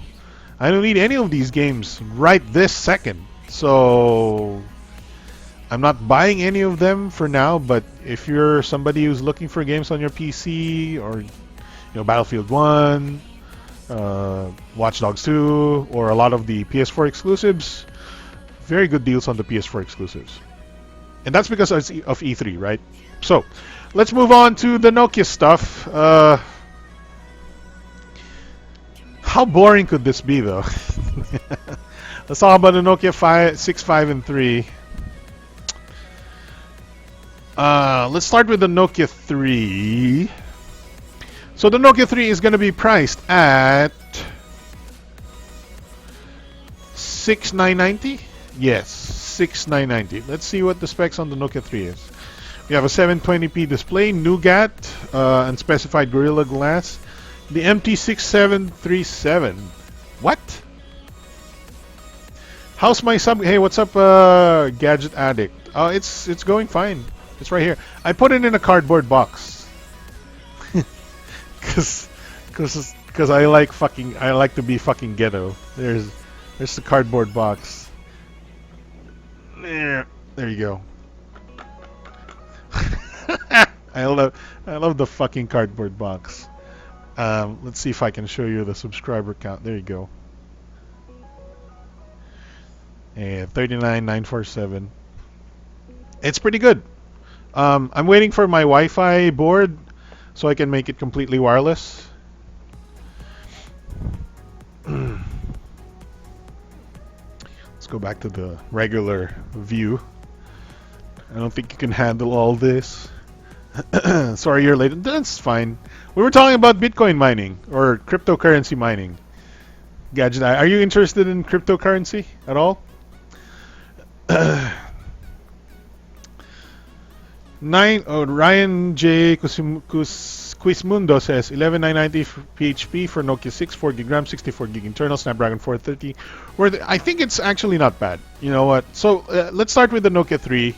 We're getting a 6737, 16 gigs, 2 gigs RAM.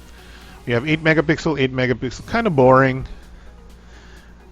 This one you could argue you can get something better, but of course it's a Nokia phone, so the build quality is pretty decent. I'm not necessarily for it, but I'm not necessarily against it. We have a Nokia 5, 5.2 inch. Does it have a fingerprint scanner? Oh yeah, it does. What does the Nokia?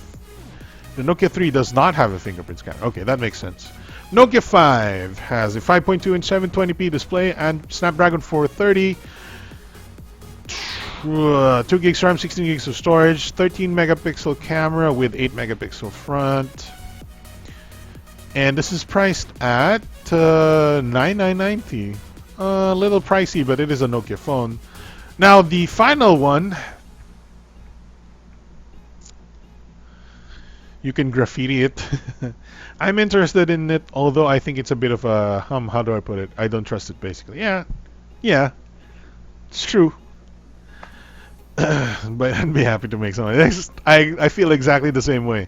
All right, so Nokia 6. Nokia 6 is probably the most interesting one out of all of them. I think the Nokia 3 and 5 are perfectly fine. I would skip the Nokia 3 because it's priced at 7,000. I would skip the Nokia 3. I don't think I want any of these specs right now. For the Nokia 3, it's not bad. I've seen worse. I've seen way worse than the Nokia 3 pricing and whatnot. But I've seen better also. So it all depends on how you see the brand, the Nokia brand. And I think the build quality of these are decent anyway. So, maybe it's fine. All right, so Nokia 5, I think these are much better choice for 10,000 pesos. But it is a 720p display, which I find kind of meh. But this is a very nice looking phone for 10K. Very nice looking phone. I just don't like the 720p display. But we move on to the Nokia 6, which is 12,000 pesos, 11,990. We're getting 4 gigs of RAM, 64 gigs of storage, I believe. If I'm not mistaken, I think that's what the SKU we're getting in the Philippines. And getting a 1080p display, we're getting a 16 megapixel, pretty decent. I wouldn't complain if I got a 16 megapixel camera. 8 megapixel front, and obviously it's Nokia. You're getting it in Nougat, so I'm very appreciative that it's already in Nougat. I don't care about Dolby Atmos so much. It does have a fingerprint scanner. It's got a 3,000 milliamp hour battery. Blah blah blah blah blah blah. But I do argue here. Okay, so we're paying about 12,000 pesos for this. If you absolutely have to have a phone for 12,000 pesos, I wouldn't complain if you pick the Nokia 6. It's got a great pedigree. It's got a fingerprint scanner, full HD display, great design, very durable build quality, despite the fact that it's not really built by Nokia in Finland anymore, or Nokia. Nokia. That's how the Finnish say it. Nokia. But I have to argue with you about your budget here, because you can buy a Zenfone 3 for a little bit more money and much better specs. The Snapdragon 625 is much better than the Snapdragon 430 here. You're getting the same amount of storage, 4 and 64 if I'm not mistaken. You're getting a 16 megapixel with optical stabilization camera, shoots 4K. Now look at this. The Nokia 6 only shoots 1080. Obviously not a lot of people give a shit about that, but I do. And when I think about these things, what I like about the Nokia one though is it's nearly stock Android, but I need more proof here for 12K.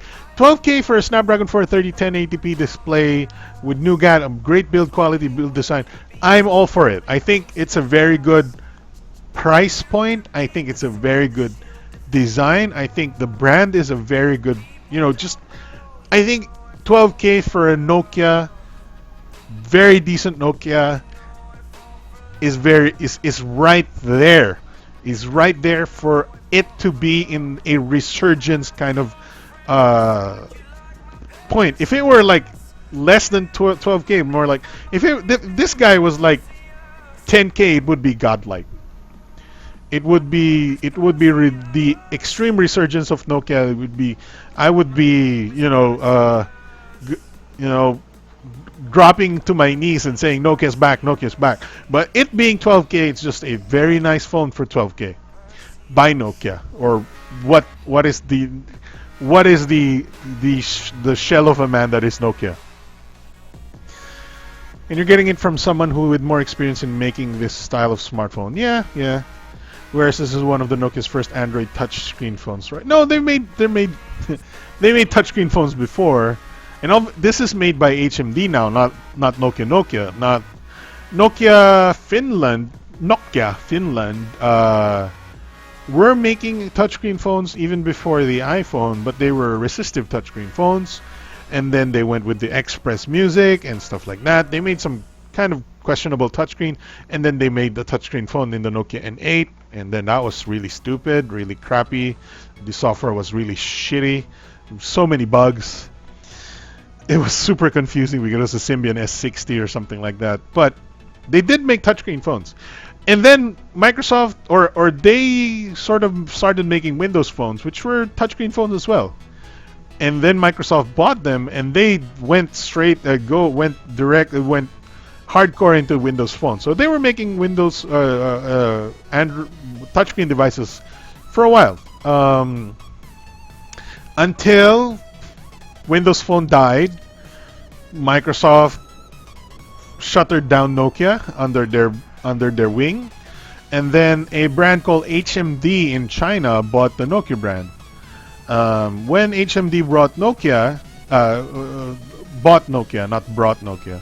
When HMD bought Nokia, most of the people from Finland were already gone. They were already fired off by Microsoft. So Nokia, more or less today, is a broken shell of itself, right? No longer from Finland. It's not owned by Finnish. It's owned by a Chinese company called HMD. It's made in China by Foxconn Industries, the people who make iPhones, right? It's not made in Finland either. It's not designed by Finnish engineers. Basically, a lot of the Nokia company in Finland do not make phones anymore. There's actually two parts of Nokia in Finland now. The Nokia that is part of HMD, which is like mostly just the skeleton crew, and a Nokia that is dealing with telecommunications and stuff like that that holds a lot of patents of telecommunications and stuff like that Microsoft didn't buy back then. So what happened now is HMD and Foxconn are making these Nokia phones, branded as Nokia phones, but they're not designed by any of the old engineers in Finland and all that good stuff. So, but from what I can tell, they do have the spirit of Nokia, because you can see that it's kind of simplistic, but the design is sort of, monolithic, or very, it has a style, and Nokia was known for kind of crazy stuff, but Nokia was also known for something kind of simple and, minimalistic at certain times. So they're going for the minimalistic route here, by stripping a lot of weird curves and weird features and weird Android skins. They're going minimalistic with this, and I think it's a good strategy, because they don't have the engineers to develop stuff. So what they did here is kind of like a basic slab of a phone, just made it as good as they could, designed it as good as they could. They went with a nice monolithic slab design here with the 6, and they made Foxconn build it for them and put in the Nokia brand. And I think they priced it really well for 12K. It's not mind-blowing for 12K, but it's a good price for 12K. I could argue that you could definitely do better. And then let's look at Asus Zenfone 3. If we can get the pricing, the new pricing for the Zenfone 3 on their website, I think it's 15K for the let's see, for the ZE 550 KL. No, that's a Zenfone Laser. No. ZE 520 KL. Right, there we go. So if you got like 3,000 pesos more, I would suggest the Zenfone 3 5.2 inch. Now, I admit that's a lot more money. That's 3,000 pesos more. But I could argue that you're getting a very, very, very good phone on the Zenfone 3. You're also getting a fingerprint scanner. You're also getting great battery life, much better processor with the Snapdragon 625, 4 gigs of RAM, 64 gigs of storage, blah, blah, blah, blah, blah, blah. I like the design of the Zenfone 3. I think it's very, very chic. It's more chic than I thought it would be, but it's very, very chic. Now, what I like about the Zenfone 3 for the most part is the optical stabilized camera, 16 megapixel 4K video shooting. The selfies are not bad either. The 5 megapixel selfies, the battery life is excellent, and you're getting a Snapdragon 625, which is loads better than a Snapdragon 430. I think that's well worth the 3,000 pesos you do pay up more, but the Asus is also kind of ridden with bloatware, so that's the trade-off here. You do get a really kind of garish, ugly OS with a lot of bullshit hanging around everywhere. Like, oh my god, stop bugging me with your stupid, please rate us, encourage us. It's kind of bullshit. And it's like, what? Just let me use my goddamn phone, you fucking shit. So, there are trade-offs here, but for 15K, I think better phone indeed. Better phone indeed. Software, not so much, right? I could use stock Android. Keep in mind that the Zenfone 3 series already have updated to stock Android, not stock Android, but Nougat now. So you do get Nougat with split screen multitasking, which is great. So no complaints there. Software-wise, it's just kind of ugly and bloated. But it does the job. If you have 15K, this is easily the better phone over the Nokia 6. Now, if you were talking about 12,000 pesos, it gets a little bit harder because it's in between the 10,000 and 15,000 price point. Yeah, we're talking about Zen bloat. Ano kaya mas better sa dalawa? GR5 2017 or Nokia 6? That's a very good question. I forgot the specs of the GR5 2017. Let's go find it. By the way, there's also the Nokia 3310 is going to be available in the Philippines later this June for 2,490. I think it's too expensive for a basic phone, $50. Like you can buy a pretty good Android phone for 2,490 in the Philippines, and that's not a lot of people that they don't know that sometimes. What we're talking about now? We're talking about the GR5 2017. Which is probably the high silicon Kirin 655, 1080p display, 1/2.9-inch sensor size. I've never ever used one of these before, but I've heard they're good. I just don't know yet, right? Is this? Oh yeah, this is. Wait, is the upgrade to Nougat available now? Because if there's no Nougat upgrade, I don't want to buy this phone. That's my problem with, Huawei is a little bit better when it comes to software upgrades, but they're still kind of annoying sometimes. And also the software is not stock Android. They're the sort of Chinese type app drawer. I think Nokia does that as well. I'm not sure. I feel you say Asus software, Sir Alex. Kainis din. Yeah, I know, dude.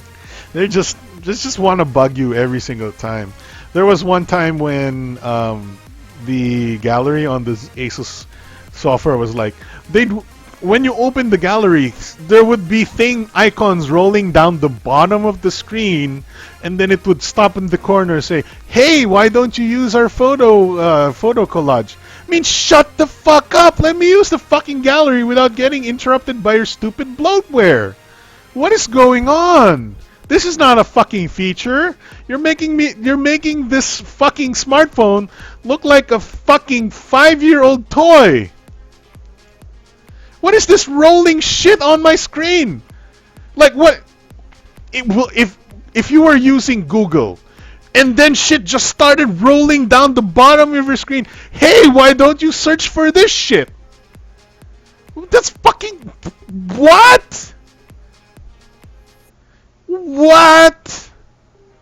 Like, okay, let's change the idea here. Let's say you were using Photoshop.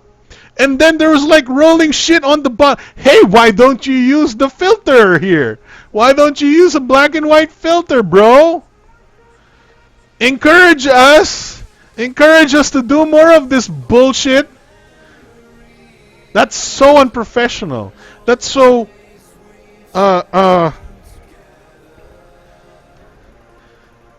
It it makes the thing like a fucking kid's toy. It was like, hey, you want to try out this feature, bro? You don't want to try? Okay, encourage us. Oh, okay, you don't want it. Oh, wait for the next update. Okay. Hey, your app just updated. Would you like to try out this app? Hey, hey, hey, guy, yo, smartphone user, yo, would you like to try out this app? It's recently updated. Hey, whoa, this guy is updated now. I'm updated. Encourage us. Please encourage us.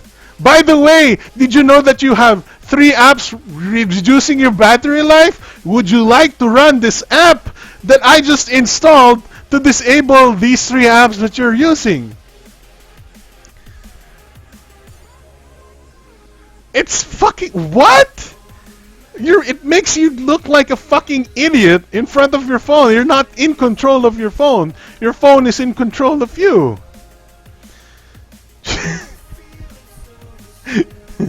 Encourage us! Encourage us!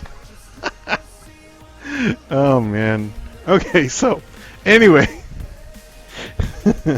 that's the Asus bloatware for you. Yeah, the Nokia 6, I think it's decent. There's going to be a lot of competition. I can't show you. I have a phone right here that is going to compete with the Nokia 6 from Oppo. So it's not the same specs, right? It's similar specs. It's going to compete in a certain way. Obviously, Oppo being, they like their selfies. Nokia 6 not so much selfie centric. But yeah, there's a lot of gonna be competition in the Snapdragon 430, 12,000 peso price point this coming season, and obviously the Huawei GR6, GR5 2017 and whatnot are there already, and there are some mid-range selfie phones in this market as well that have very questionable specs. I think Nokia 6 is a solid phone in this price point. If you could go a little bit higher, you can get much more. And just want to say, if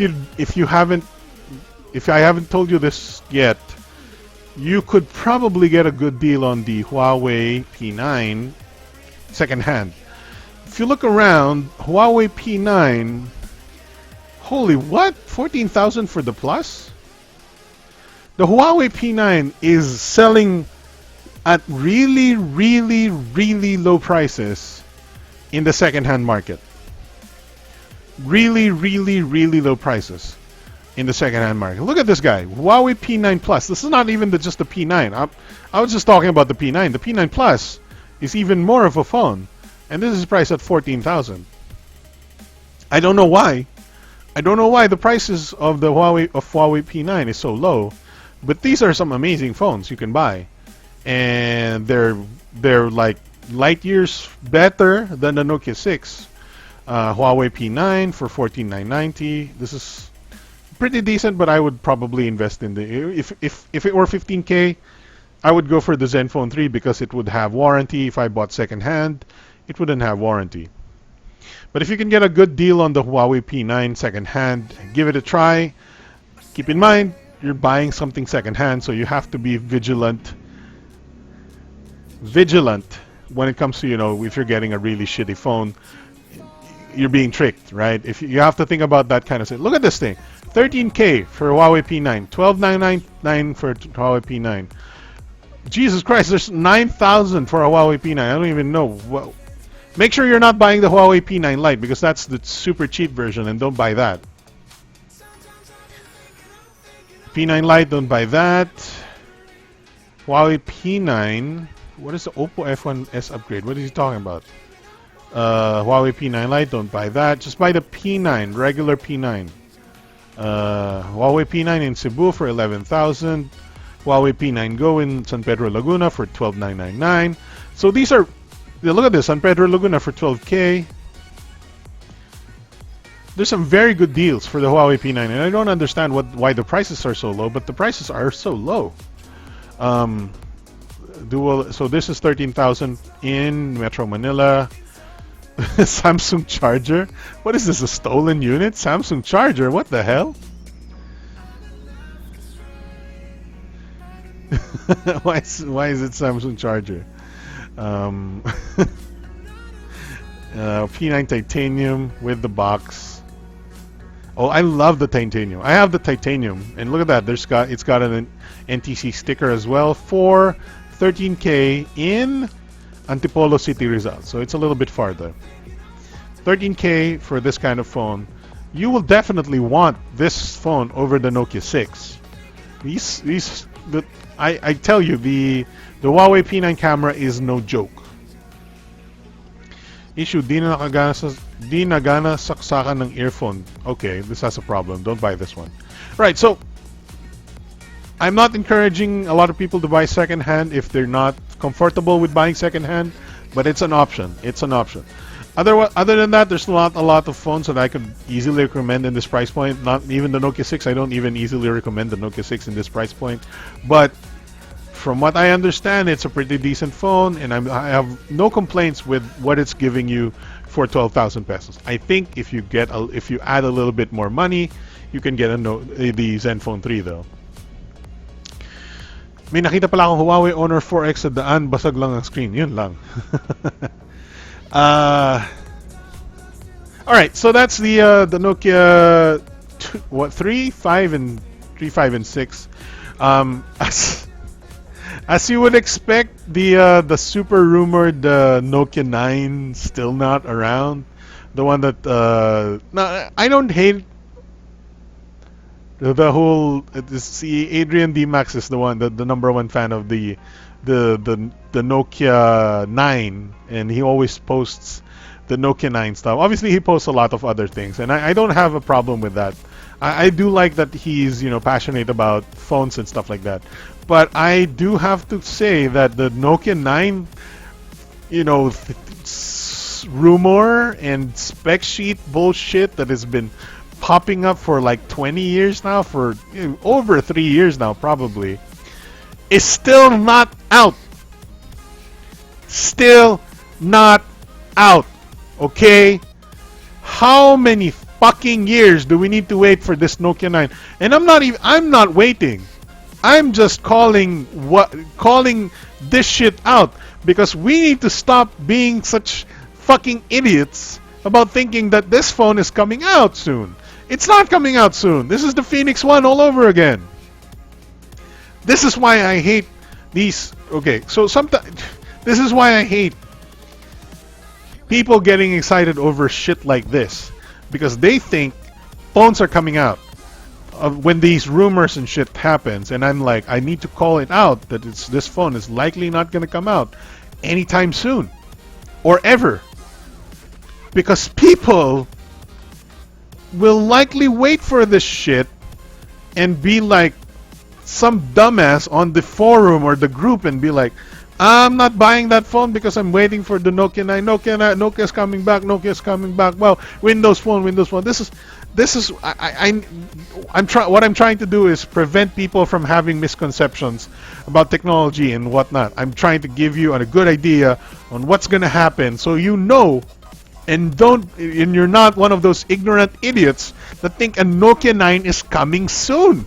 Because we've seen the Nokia 9 coming soon ever since Nokia started again by being bought by HMD. And when was that? About 3 years ago.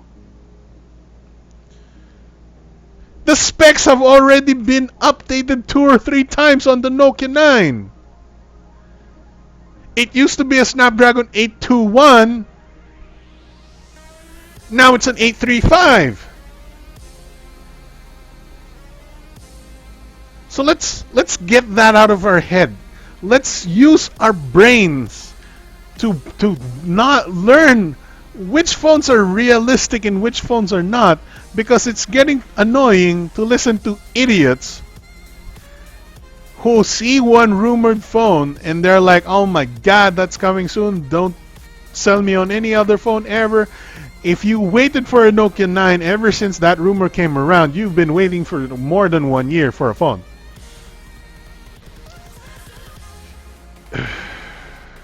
Flarex pa rin mga ulon. Yes, of course, Flarex pa rin mga ulon. Anyway, you get my point. I hate these kind of... That's why I invented the whole kokak term, right? Because when I see the Nokia 9, that's the epitome of the term kokak. It's a fictional phone that's not going to happen anytime soon. So you're wasting time discussing it and talking to me about waiting for Nokia 9 when I know you're fucking wasting your time, which not realistic at all. Basically not realistic at all. Anything Nokia 9 not realistic at all.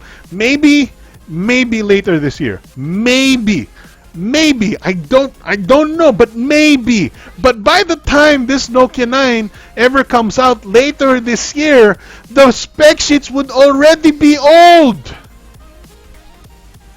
They're saying 6 gigs, 8 gig RAM, it with a Snapdragon 835. How much is this phone gonna be? It's probably gonna be 40,000 pesos. And then you're gonna complain, oh no, too expensive, blah blah. But that's kokak again. That's kokak. You're talking about the phone that is the literal epitome of kokak. It hasn't been out for... There's no real reason to believe that this is happening anytime soon. And by the time it comes out, it'll be outdated already because the phone spec sheet is early 2017, not late 2017. And it's not even out yet. And then the price will be expensive. When is the Nokia 9 coming? When? There's no Nokia announcement. There's no, hey, guys, please wait till July. We'll have a major... Nothing like that. Nokia hasn't said anything about the new product launch. None! No product launches. They don't have anything happening in China right now. They don't have anything happening elsewhere in the world. Obviously, they're going to launch in China because it's HMD. They don't have any...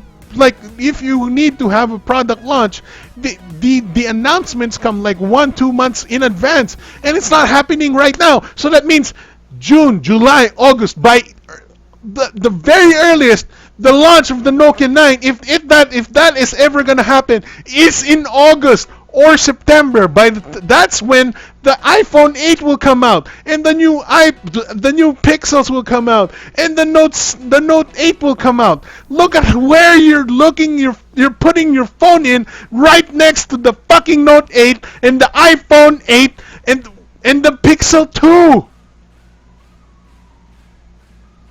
When is this phone coming out? When?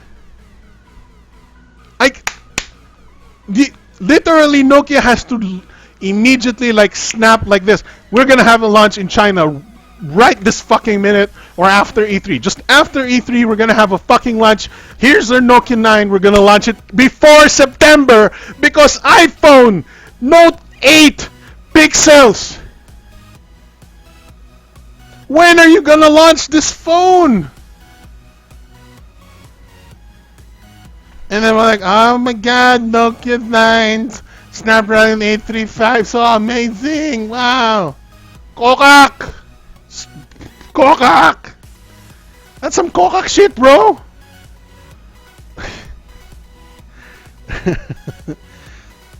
Kumain sila ng fake news kaya pati sila na-judge. This is the industry. Listen to the industry, how the industry is moving. You don't launch a phone like this and then have it out already. Look at the Note 8. The Note 8, there's already rumors of the Note 8. Right? When the launch will be, obviously everybody knows the launch of the Note 8 will be September or August to beat the iPhone 8. Everybody knows the iPhone 8 will be September. And the Pixels will be September because that's when the new Android O will launch for a lot of phones. When does the Nokia come on? Snapdragon 835. That spec sheet is old. That spec sheet is old. Hey, si Suk Madik. I like your name, bro. May 28 pa rin. Okay lang yan, bro. We can upgrade that soon. Kaya parang sa past BTS yung Red Fox phone. Red Fox phone. I remember that. Holy shit. May naniwala talaga. People actually believed that Red Fox was actually launching phones. There was actually some people who was like, their brains were so mental that they thought Red Fox, the specs that Red Fox was quoting, was actual real truth of a phone. They were quoting like 8 gigs and 6-inch quad HD bullshit. I was like, oh my god, you're quad HD, AMOLED, 8 gigs, wow, holy shit, and then less than 10K, wow, holy shit, this shit is so realistic. Oh my god, Confifi. Okay, let's talk, what's our next topic? Let's do it. So that's why I don't like the Nokia 9 rumor, because it's obviously fucking bullshit. Oh yeah, I was okay. So I'll probably okay. So Roku was announced by Smart recently, or PLDT Home actually. And I made a video about it. If you haven't watched it, I made a video about T-Volution. It's or a Roku powered T-Volution or something like that. It's a new service from PLDT. Unfortunately, we don't have the box right now, and I want to demo the box instead of talking about it. But anyway, if you're interested, there's a video I made about it, and it's the price is now $199 a month for 36 months if you want to get the Roku. I can't demo it right now, but we'll do another demo on the next BTS for Roku. I think if we have a lot of E3 news, we'll probably scrap the Roku demonstration. But all I want to say is Roku is now available. I think they have a website for the Roku. PLDT Roku. Chris Chukulane says, I don't know what this is about, but because I have a Philippine friend, I'll just say hi, and for you have a nice day. See ya. Hey, have a nice day to you. For some reason, this is listed on Persona 5 tab. Interesting. That's weird. I stream on the other channel for Persona 5 on my other channel, but I did talk about Persona 5 sometime before on this channel, but not really in depth. I do like Persona 5 though, and I'm playing it right now on my other channel. But thank you for dropping by, Chukulane. I like your name. It's like chocolate. So if you want to learn about the Roku, there's a website out, I think, for Roku right now. But we'll have a more elaborate demo next week if we have time. So that's it. What else do we have on the show? Oh yeah, so I talk about the sales, right? On Steam, Payday 2 is now free, so if you want to get that, you just get that from Steam. And okay, we haven't talked about Apple yet. Apple is so boring though. So let's shit.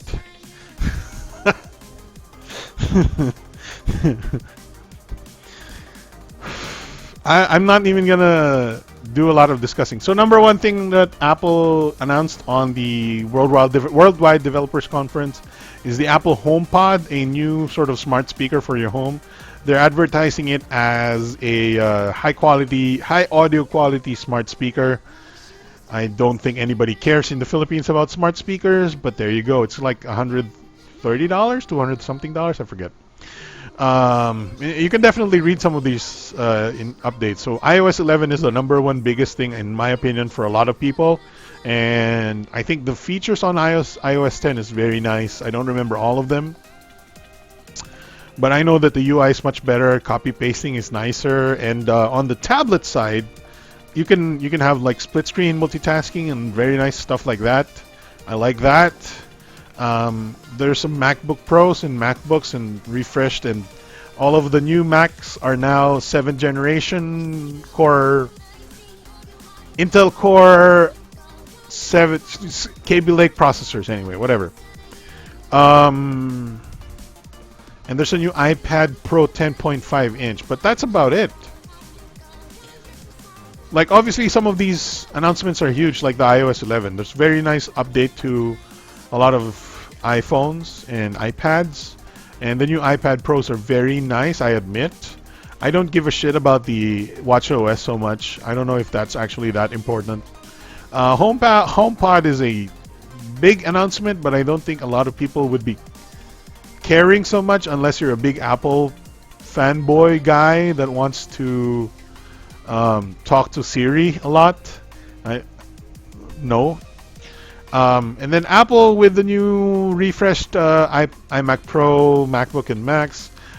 The number one announcement here is the iMac Pro, which has the new processors from Intel, which is the Intel X299 processors with up to 18 cores and 36 threads. So 18 cores with hyper-threading means 36 threads.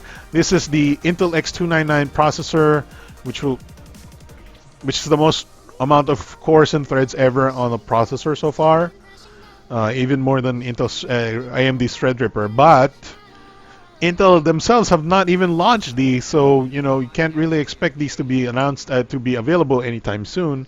But the other thing that is important here is a lot of these iMacs will be launching with AMD's graphics cards. So some of them are like professional AMD cards, some are like I think Radeon RX 580s or something. I don't know, but yeah, most of these are AMD cards. For Mac OS, there's High Sierra, which is an update to Sierra. I don't really remember a lot of the things that were changed here. Oh yeah, VR content creation support is there. Faster Safari, yeah, Faster Safari with autoplay videos blocking and whatever. And Amazon Prime Video coming to Apple TV. That's nice. That's nice actually if you want an Apple TV. But that's about it. That's kind of Apple WWDC. Some people say it's boring. I think it's boring, but I'm also not an Apple user, so maybe it's boring to me, not to other people. So, what else do we have on the show? We talked about the driving law. Do we want to talk about, what is it, 1209? I guess we have time. Do you want to talk about the Moto C? So this was teased by Motorola already. Moto PH. Hello, Moto PH.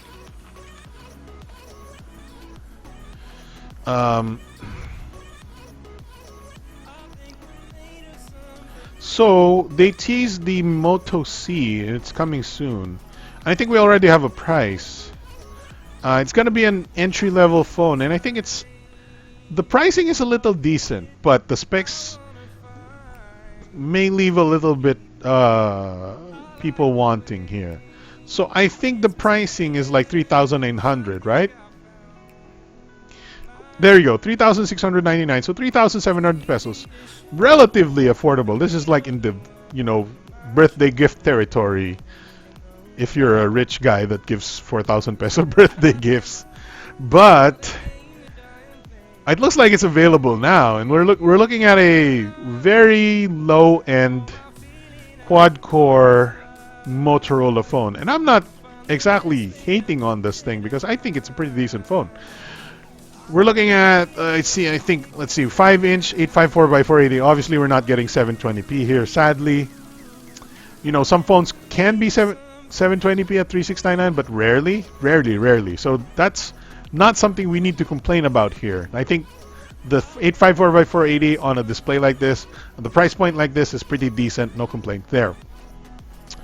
I do like that it's running Android 7.0 Nougat, and I have no complaints that it's running the MediaTek 6737 quad-core processor. It's decent, but nothing to write home about. But like I said, it's only 3,700 pesos, so we're definitely in the territory of the not 720p, not MediaTek 67, not octa-core or higher-end processors here. And what we're getting in the Philippines is a 1GB RAM, 16GB ROM variant. So 1GB RAM, 16GB ROM variant, LTE model. So we're getting an LTE model. We have 5-megapixel camera. Doesn't look like autofocus. And 2-megapixel front. Wow, that's some really low resolution. But, maybe that's okay.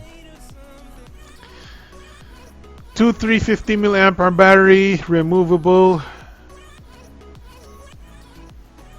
Let's see, Bluetooth version 4.2. Coming soon. Android Nougat. 1-year local manufacturer warranty. Let's see here. Selfie flash. It has a selfie flash. Wow. Longer battery life. Yeah, no complaints here. I mean, you could get better specs, but we're talking about a Motorola phone here, and for if I were to buy something like 4,000 pesos, this would be the first thing in my mind because I'm not particularly a fan of off-brand, like let's say Firefly Mobile, Cherry Mobile, Star Mobile. They make decent phones, but this is Motorola we're talking about here. So I would put my trust in Motorola when it comes to these kinds of low-end phones, and I think the price point is competitive for the most part. Like if we had like a database, let's check out Firefly Mobile, see what we can get for this. Come on, what is going? What? I don't understand. Sometimes when I search, it doesn't show up.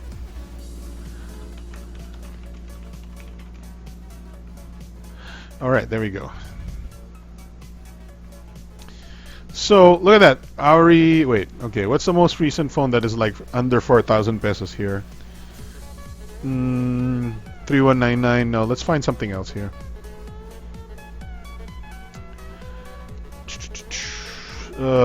Intense metal. What is this? Dream. What's the recent phone that they launched? Secret X. All right, let's look at the Secret X. What's this one? All right, so let's look at the Secret X. This is priced at.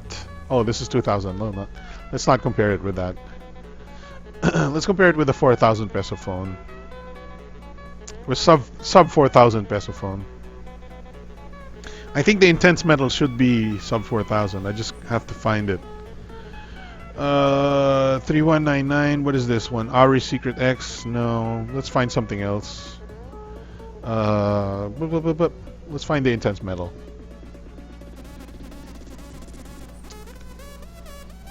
All right, Intense Metal. Here we go. All right. So here we go. We have a. This is priced at 3699. Okay, so this is exactly the same price point, right? 3699, 3699. So we're looking at Android Marshmallow, not Nougat, right? We're getting a 5.5-inch IPS OGS touch display, so it's not HD either. So it's not right. So this is like probably 960 by 540 or 854 by 480, same as the Motorola. Right, same as the Motorola, right? And then we're getting obviously the display is a little bit bigger at 5.5-inch IPS. This is a 5-inch non-IPS. We're getting 1 gig RAM, 8 gig of ROM, which this guy has 16 gigs and 1 gig, pretty decent, but better on the Motorola side right now. There's 13 megapixel and 5, not necessarily good quality, but on the Motorola, this is where we lose a little bit, 5 megapixel and 2, but you could argue that maybe the 5 megapixel and 2 megapixel decent enough to compete. And this is a 3G phone, not LTE phone. This is a 3G phone with a 2020 milliampere battery. This has LTE, right? Does it say? It should say LTE. All right, there's a version that is LTE. There's on GSM Arena. There's an LTE version and there's the 3D version, and the 16 gig version here on GSM says it's LTE. So I'm gonna follow what GSM Arena says and say this is LTE. We have the kind of the same battery, 2350. How much is this? 2820. I mean, a little bit bigger. So if you were to be given a choice, would you rather buy the Intense Metal 2 from Firefly Mobile or Motorola Moto C 16 gigabyte for the same price? So there's a question for you there. I think the Firefly Mobile is a pretty decent value, but I trust Motorola more than Firefly Mobile. That's all I need to say here.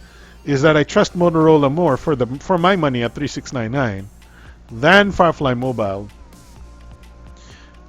Honestly, you could go either way, and if you go to the malls often, you're probably gonna see the Firefly Mobile and be, oh, I like that, I'll buy that. So I'm not gonna complain if you buy the Firefly Mobile. I'm just saying the Moto C for that price is decent. Kokak di pa tapos. Mark Carandang says, heaven, heaven, heaven, heaven.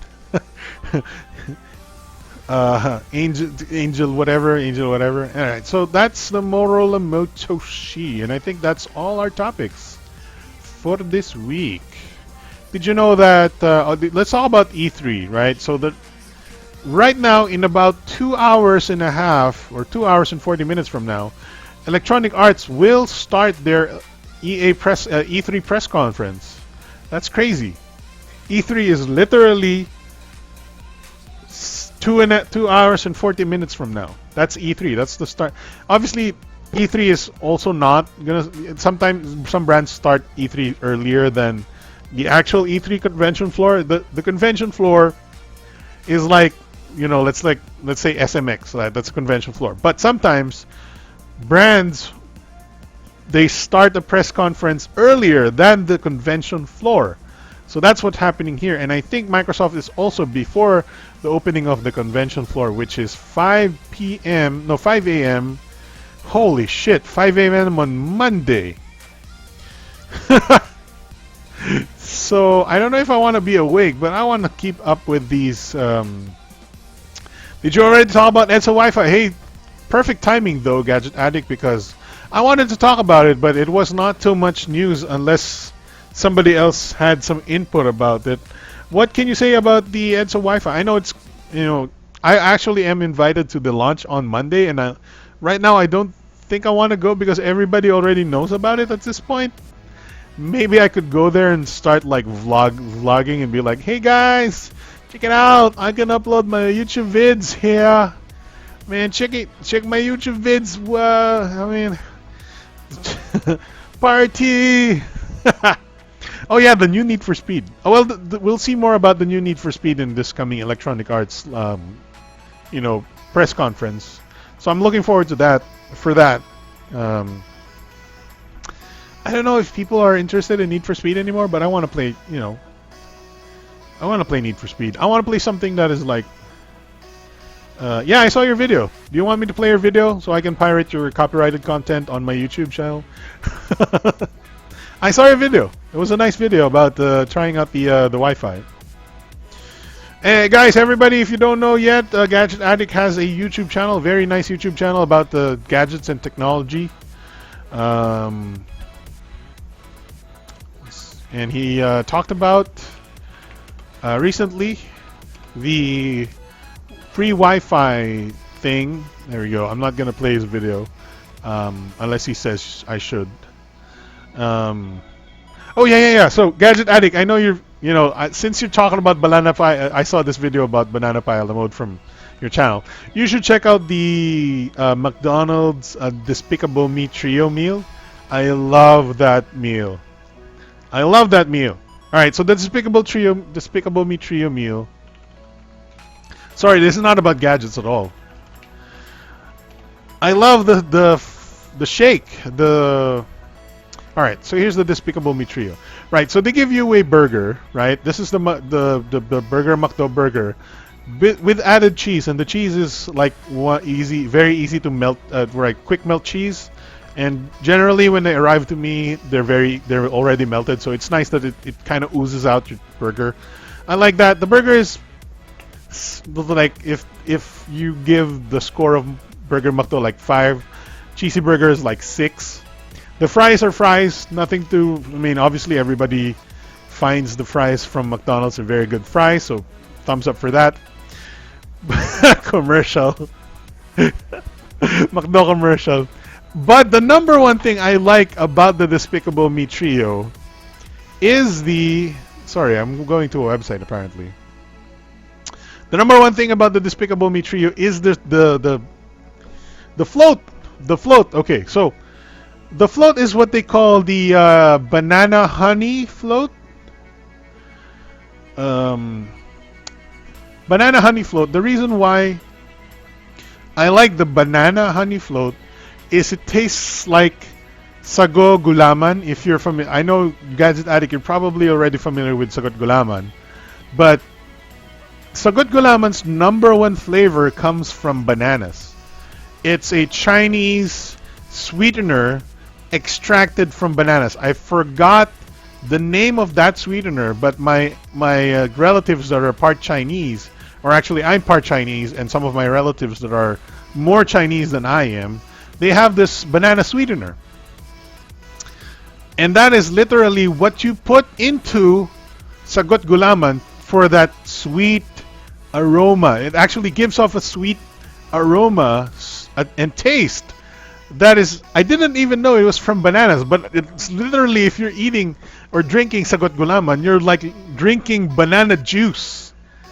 Pretty much. It's banana juice. Are you crazy? It's crazy, I know. But I'm talking about banana juice and whatnot because the Despicable Me Trio's banana honey banana float literally tastes like Sprite with sagot gulaman. It's really good. This is my new favorite drink, and I order it all the time, even though I hate Despicable Me and the Minions. But you should check it out. I don't care so much about the burger. It's fine. It's like a little bit notch better than just the plain old burger McDo. The fries are always just McDonald's fries. If you like McDonald's fries, you will like the fries here. They're exactly the same. But the banana honey float, I wish they sold that everywhere until forever, ever, ever, every time. I don't care if Despicable Me is already dead and buried. I want banana honey float in McDonald's. I hope they make that a permanent menu item. They have minion-shaped potato things to replace the fries. Have you tried those? I haven't tried those. No, I don't want like any gimmicks, right? I don't want any like kitty gimmicks. So I didn't try those. I mean, like, this is the Despicable Me trio. I'm already ashamed to be like talking to the delivery guy, to the call center. Be like, do you have Despicable Me trio? Yeah. This doesn't come with a toy, right? Thankfully, it doesn't come with a toy because I don't need any more toys. So yeah, I ordered the Despicable Me trio. I'm gonna have to try that drink. Yeah, give it a try. Genji Choi says somewhat parang bubblegum or root beer yung honey banana float. Yes, so it's like honey bubblegum or root beer, but also sagot gulaman. I tell you, it's very much like sagot gulaman. Norm says I have tried that. You have or haven't? So anyway, talking about your Wi-Fi, EDSA free Wi-Fi.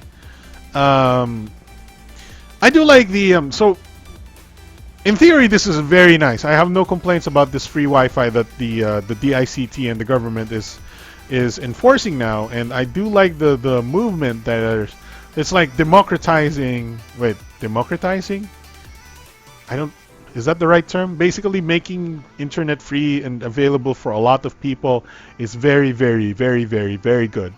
And I like that it's like the entire, they're gonna make it like at least the entire, length of EDSA if they can. I'm not sure if that's gonna be the entire plan, but at least major parts of EDSA, or at least the MRT stations so far, will be covered in Wi-Fi, and that's amazing. I already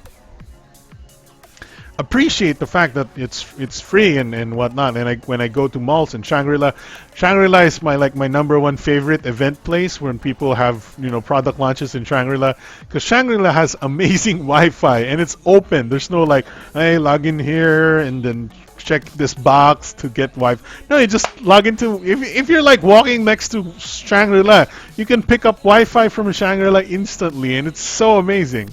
But yeah, the speed test that I saw from your video, and a lot of people is posting about it, because obviously it's a big deal, and not just because it's a big deal for public, but also it's a big deal for brands like Smart and Globe. They want to advertise the speeds of their internet connection, huh? That's what they're trying to do.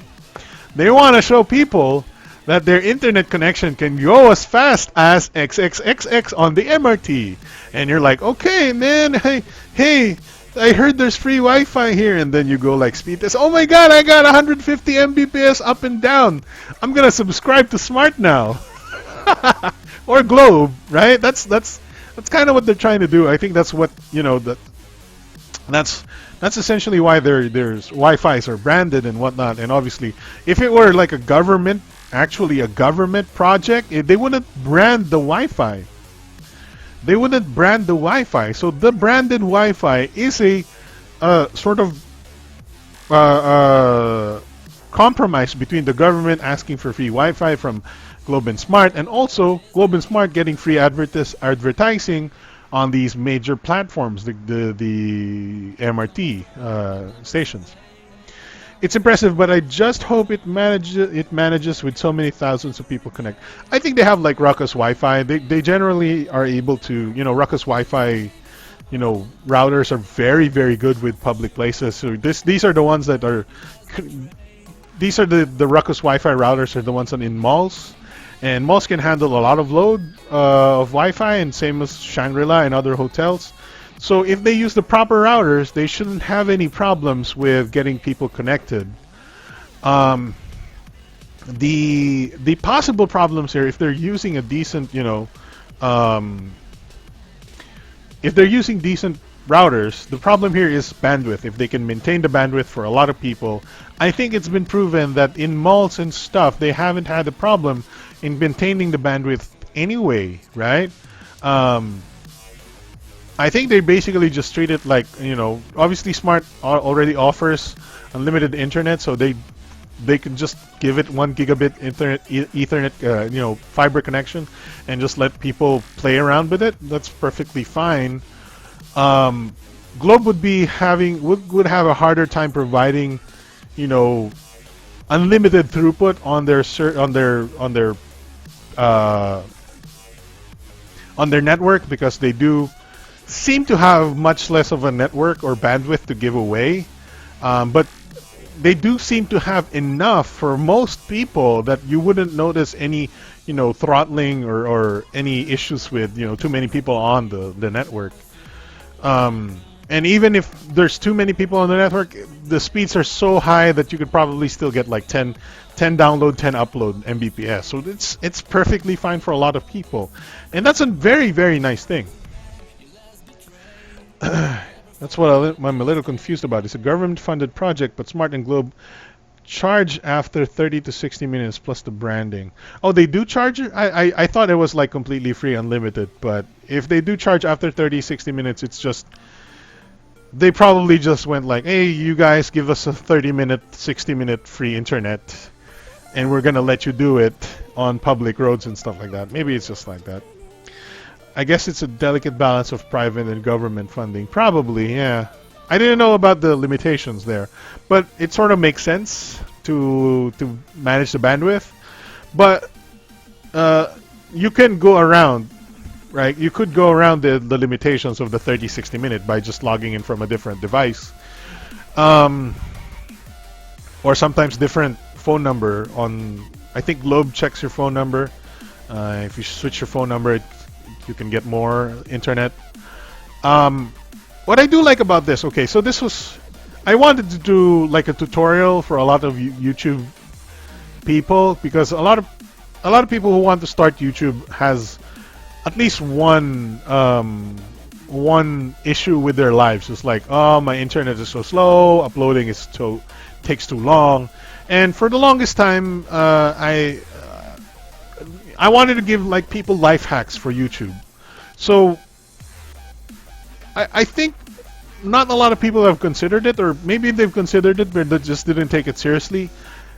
But I didn't have to do this personally, but it's always in the back of my mind. If I ever need it, I would upload for my YouTube channel on free Wi-Fi at malls, LRT stations. LRT stations, by the way, have free smart Wi-Fi already. I would sometimes go to the Santolan LRT station there, which is right after SM Marikina. I would sit at the 7-Eleven there, and I would get 50 down, 50 upload Mbps Wi-Fi from Smart, just from the 7-Eleven down, just like across the overpass on the station. This is the station. Across the overpass, down the 7-Eleven. That's what one like six lanes of street. No, more than 6 lanes of street across. And I'm still getting 50 upload and 50 download on the 7-Eleven where I sit. So what my life hack was gonna be is, if I do not have access to powerful internet at home, I would record and edit and then go to some of these 7-Elevens or these LRT stations or even malls and upload my videos there. Those are completely free, and I would actually save money if I like started a new YouTube channel. I didn't have a YouTube channel right now. I didn't live in this room. I didn't have fiber right now. And I were like, okay, I'm a budding YouTuber.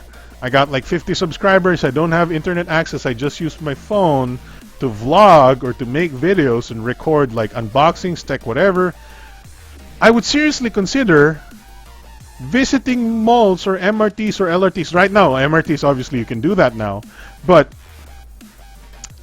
I would, before the free Wi-Fi project in EDSA, I would suggest taking advantage of the free Wi-Fi that we can get in some of the public places here in Metro Manila.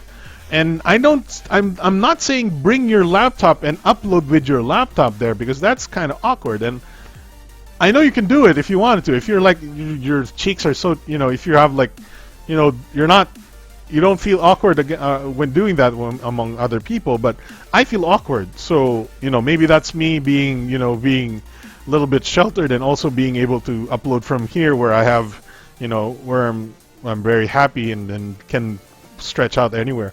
But I would go there with my video on my phone. I would connect to the Wi-Fi with my phone and upload with my phone, so it doesn't look like I'm doing anything other than just browsing crap on my phone, just like anybody else. That's my goal here. If you were a budding YouTuber that do not have access to fast internet, and your video uploads are like,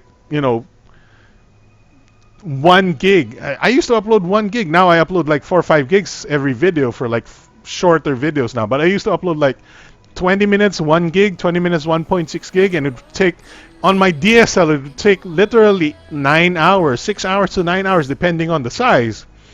And I would actually wait and watch my computer screen watching the upload. Sometimes I fall asleep, but generally I let my YouTube, generally I wait the 6-9 hours to upload the 1 15-minute video that is 1 gig or 1.6 gig. Not a lot of people have that luxury. But my life hack there, obviously, when I did that, back when I was doing that, when I was starting YouTube, there wasn't a lot of free Wi-Fi out there. But if you're starting right now and your internet is shit, or you don't have internet at home, or you don't have, your parents won't allow you to turn on your computer for 6 hours until overnight to upload a video, because that consumes a lot of electricity, and etc. And some other people here live in the Philippines also don't have unlimited internet. Like Globe, like Globe does not have unlimited internet. They give you like 100 gigs a month or something like that, right? So that was the life hack I was gonna suggest to a lot of starting YouTubers that are starting out. You don't necessarily have to do what I did, where I used a LTE SIM on, basically, pay all of the bandwidth that I can. I'll pay you anything. Just let me upload anything. That's my LTE plan here. It's just I pay 5 pesos per 15 minutes, unlimited internet, and as long as I use the internet, I'm paying for that internet. There's no, unlimited 500 pesos only, 100 pesos only, whatever. I'd pay unlimited amount of money for an unlimited amount of internet. You don't have to do what I did. You only have to go to the mall or to the LRT, which is what, a jeep away from here. Right? If you're really dedicated in uploading but don't have the internet connection, don't have the electricity, don't have the patience, you could start literally a good YouTube channel with a lot of content, and you could just go to that mall or LRT station every day and upload there for the 20 minutes or 10 minutes that it needs you to upload. I didn't have that opportunity because obviously, there was not a lot of free Wi-Fi before, and then I would have the LTE here because sometimes I think it costs less for me, honestly, because I can stay at home and then upload. I just pay 20 pesos for the 1 hour of internet that I pay for LTE. But I digress. Some people don't have that 20 pesos. Some people also go to the malls often for school, for work, for other things. And if you do that, you're already in the mall. You're already consuming their free Wi-Fi. Why don't you upload your vlog? Why don't you upload your YouTube content?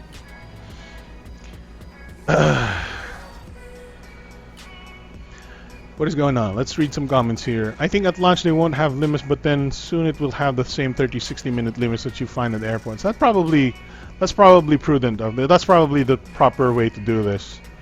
Globe is giving 1 hour internet per device almost in every mall. Are you using the Click app, Sir Alex, for 7-Eleven? No, I have not. When I talked about the 7-Eleven, I'm not using the internet from 7-Eleven. I'm using the internet from the LRT Santolan station. But the 7-Eleven was across the street from the LRT Santolan station. If you've ever been to LRT Santolan station, you get off the Santolan station, you take the sort of cross bridge, go down the cross bridge, and right next to the bridge, when the stairs going down the bridge, you'll see the 7-Eleven. That's where I would sit sometimes and upload stuff, but I don't usually go there because I have internet at home. But when I do go there, that's when I upload some big files if I need to. I don't need to often, but that's one of my strategies. So I don't use the Click app because I don't use the Wi-Fi from 7-Eleven because you pay for that Wi-Fi. I use the Wi-Fi for free from the LRT Santolan station. And I agree the availability of fast free Wi-Fi can really be utilized for those struggling to get a fast connection. Plus YouTube offline videos, you can download all your favorite subscription and plan everything in that 30-60 minute period. That's true as well. When I go to the province in Pampanga, visit my relatives. Here, obviously, I have fiber in my home right now. I download a lot of offline videos before I go to Pampanga, so I have like maybe 2 hours of video that I can watch while I'm in Pampanga, so I don't have to use a lot of internet. I still do use internet in Pampanga because I want to keep connected, but majority of that YouTube download is done here before I go home. So I save a lot on data by downloading all my stuff here. Or if you don't have fiber, you download all your YouTube stuff in a fast internet connection for free, and then take it home. You can watch it at home.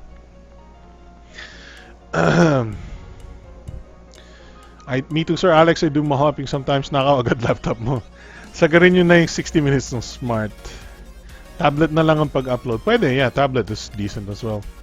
You're describing my current upload speeds. I often use Smart LTE when I want to upload quick. That's what I used to do. Smart LTE and Globe LTE. That's what I used to do to upload stuff. I think early part of 2017, before I got fiber, all of my content was uploaded using an LTE of some sort or a mall Wi-Fi of some sort. Obviously, I was still on DSL for a lot of 2017, and I think I got fiber 3 months ago. Was it? 3 or 4 months ago, probably, right? So early parts of 2017, at least 3 months, January, February, March. I want to say to January, February, March, right? I was using LTE on all of my YouTube uploads. Either LTE on all of my YouTube uploads, or I used Wi-Fi from malls. I would not use DSL because it was too slow, and I'm uploading 4K videos. And you know me, I'm uploading 4K videos now. And I never stopped uploading 4K videos. So all of my videos ever since I upgraded from 4K have been 4K. Even though I had to, upload more video, more data, I wanted to do it, even though I had to spend more on, LTE because I wanted that 4K to be, out there. If I had free Wi-Fi nearby, I'd use that instead. But yeah, but I'm questioning as well. How about the number of users? So far they seem to be handling the bandwidth so far. So I think it's fine. Maybe sometimes it'll slow down, but maybe not as bad. Ako minsan naghanap ng default PLDT Wi-Fi tapos yung hack app go for streaming at upload na. Genji Choi is a bad man. He's a hacker. He's the watchdog. Pishula Kagway. Hola milamo Stanley, soy amo y señor de los transsexuals y me considero sexualmente como Hitler. Wow. I don't even need to translate that to know that you're kind of trolling. Well, I'm gonna go Google Translate that, but I'm not gonna show it on stream. I think he's looking for, like, I mean, obviously he's kidding, but I think he's looking for transsexuals. He says, hello, my name is Stanley. I am the master and lord of transsexuals, and I consider myself sexually as Hitler. That's funny. I like him. I like that, dude. You're awesome. That's pretty awesome.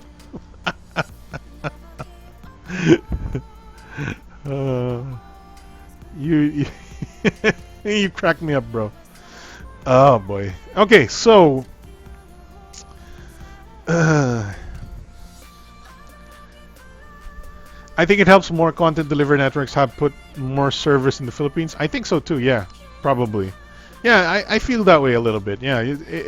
Also, the servers are a little bit easier now. There was a time when I couldn't stream to Twitch because there were no Asian servers. Also, thankfully, Restream.io is still very. There was a time when Restream.io did not have Asian servers, and it would not be able to restream to Twitch and Periscope and Facebook all at the same time. Also, so far, I mean, there's been some times when Restream.io servers have failed me, especially during the Apple WWDC stream. It failed like several times during the stream, sadly. But right now, I'm not having problems with the Restream.io servers. Whereas on YouTube, I would have a lot of problems with the YouTube servers because they're not centered in in Asia. Or Twitch servers are very terrible when it comes to getting connected from the Philippines. So I use a lot. Restream helps me a lot by being the server, the streaming server that Gotham needs but doesn't deserve, or something like that. Anyway, whatever. Basically, Restream, the Restream server that I'm using is very good. And sometimes I have trouble with YouTube stream servers or Twitch stream servers, and Restream makes it so that I don't have problems streaming to those platforms because Restream handles that on their end. I just have to have a good connection to the Restream server. And so far, except for the Apple WWDC live stream, I've had a good connection with the Restream servers here in Seoul. Annyeonghaseyo. Seoul, Korea. But also there's some backups like Australia and Singapore. But so far, decent success on Seoul. Sometimes it does fail, but for the most part, I think 95% of the time, I have no problems with Restream.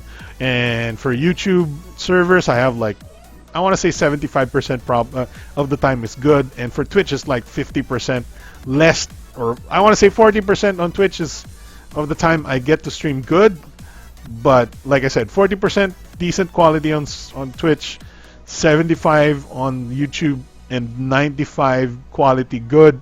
No problems with the server on Restream.io, and so that's why, I mean, even if you're not using Restream to restream anything, just as a sort of a bouncing point for your stream, it's actually very good, and it's free unless you use some of their higher end, streaming stuff. But It's a good server from the Philippines. That something that you don't need to understand if you're not streaming anything. But for somebody like me, whose streaming is kind of like life these days, it's just another one of those things that you need to keep track of.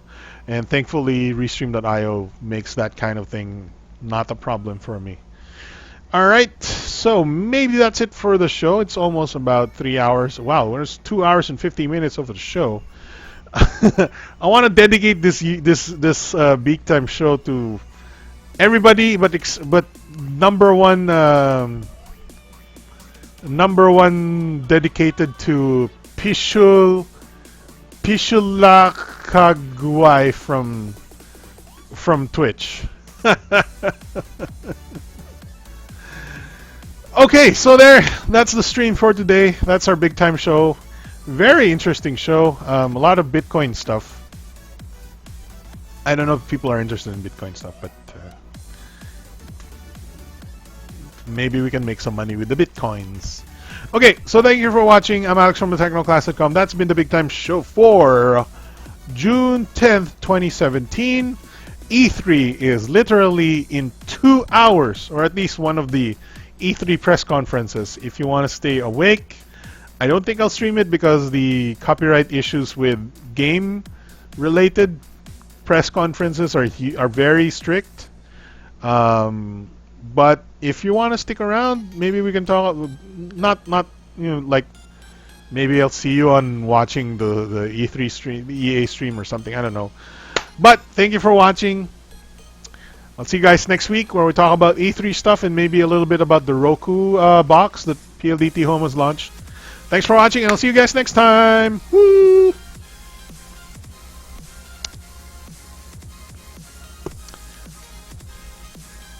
Thanks for everybody on the show. Thanks for everybody who stick around. Bye-bye.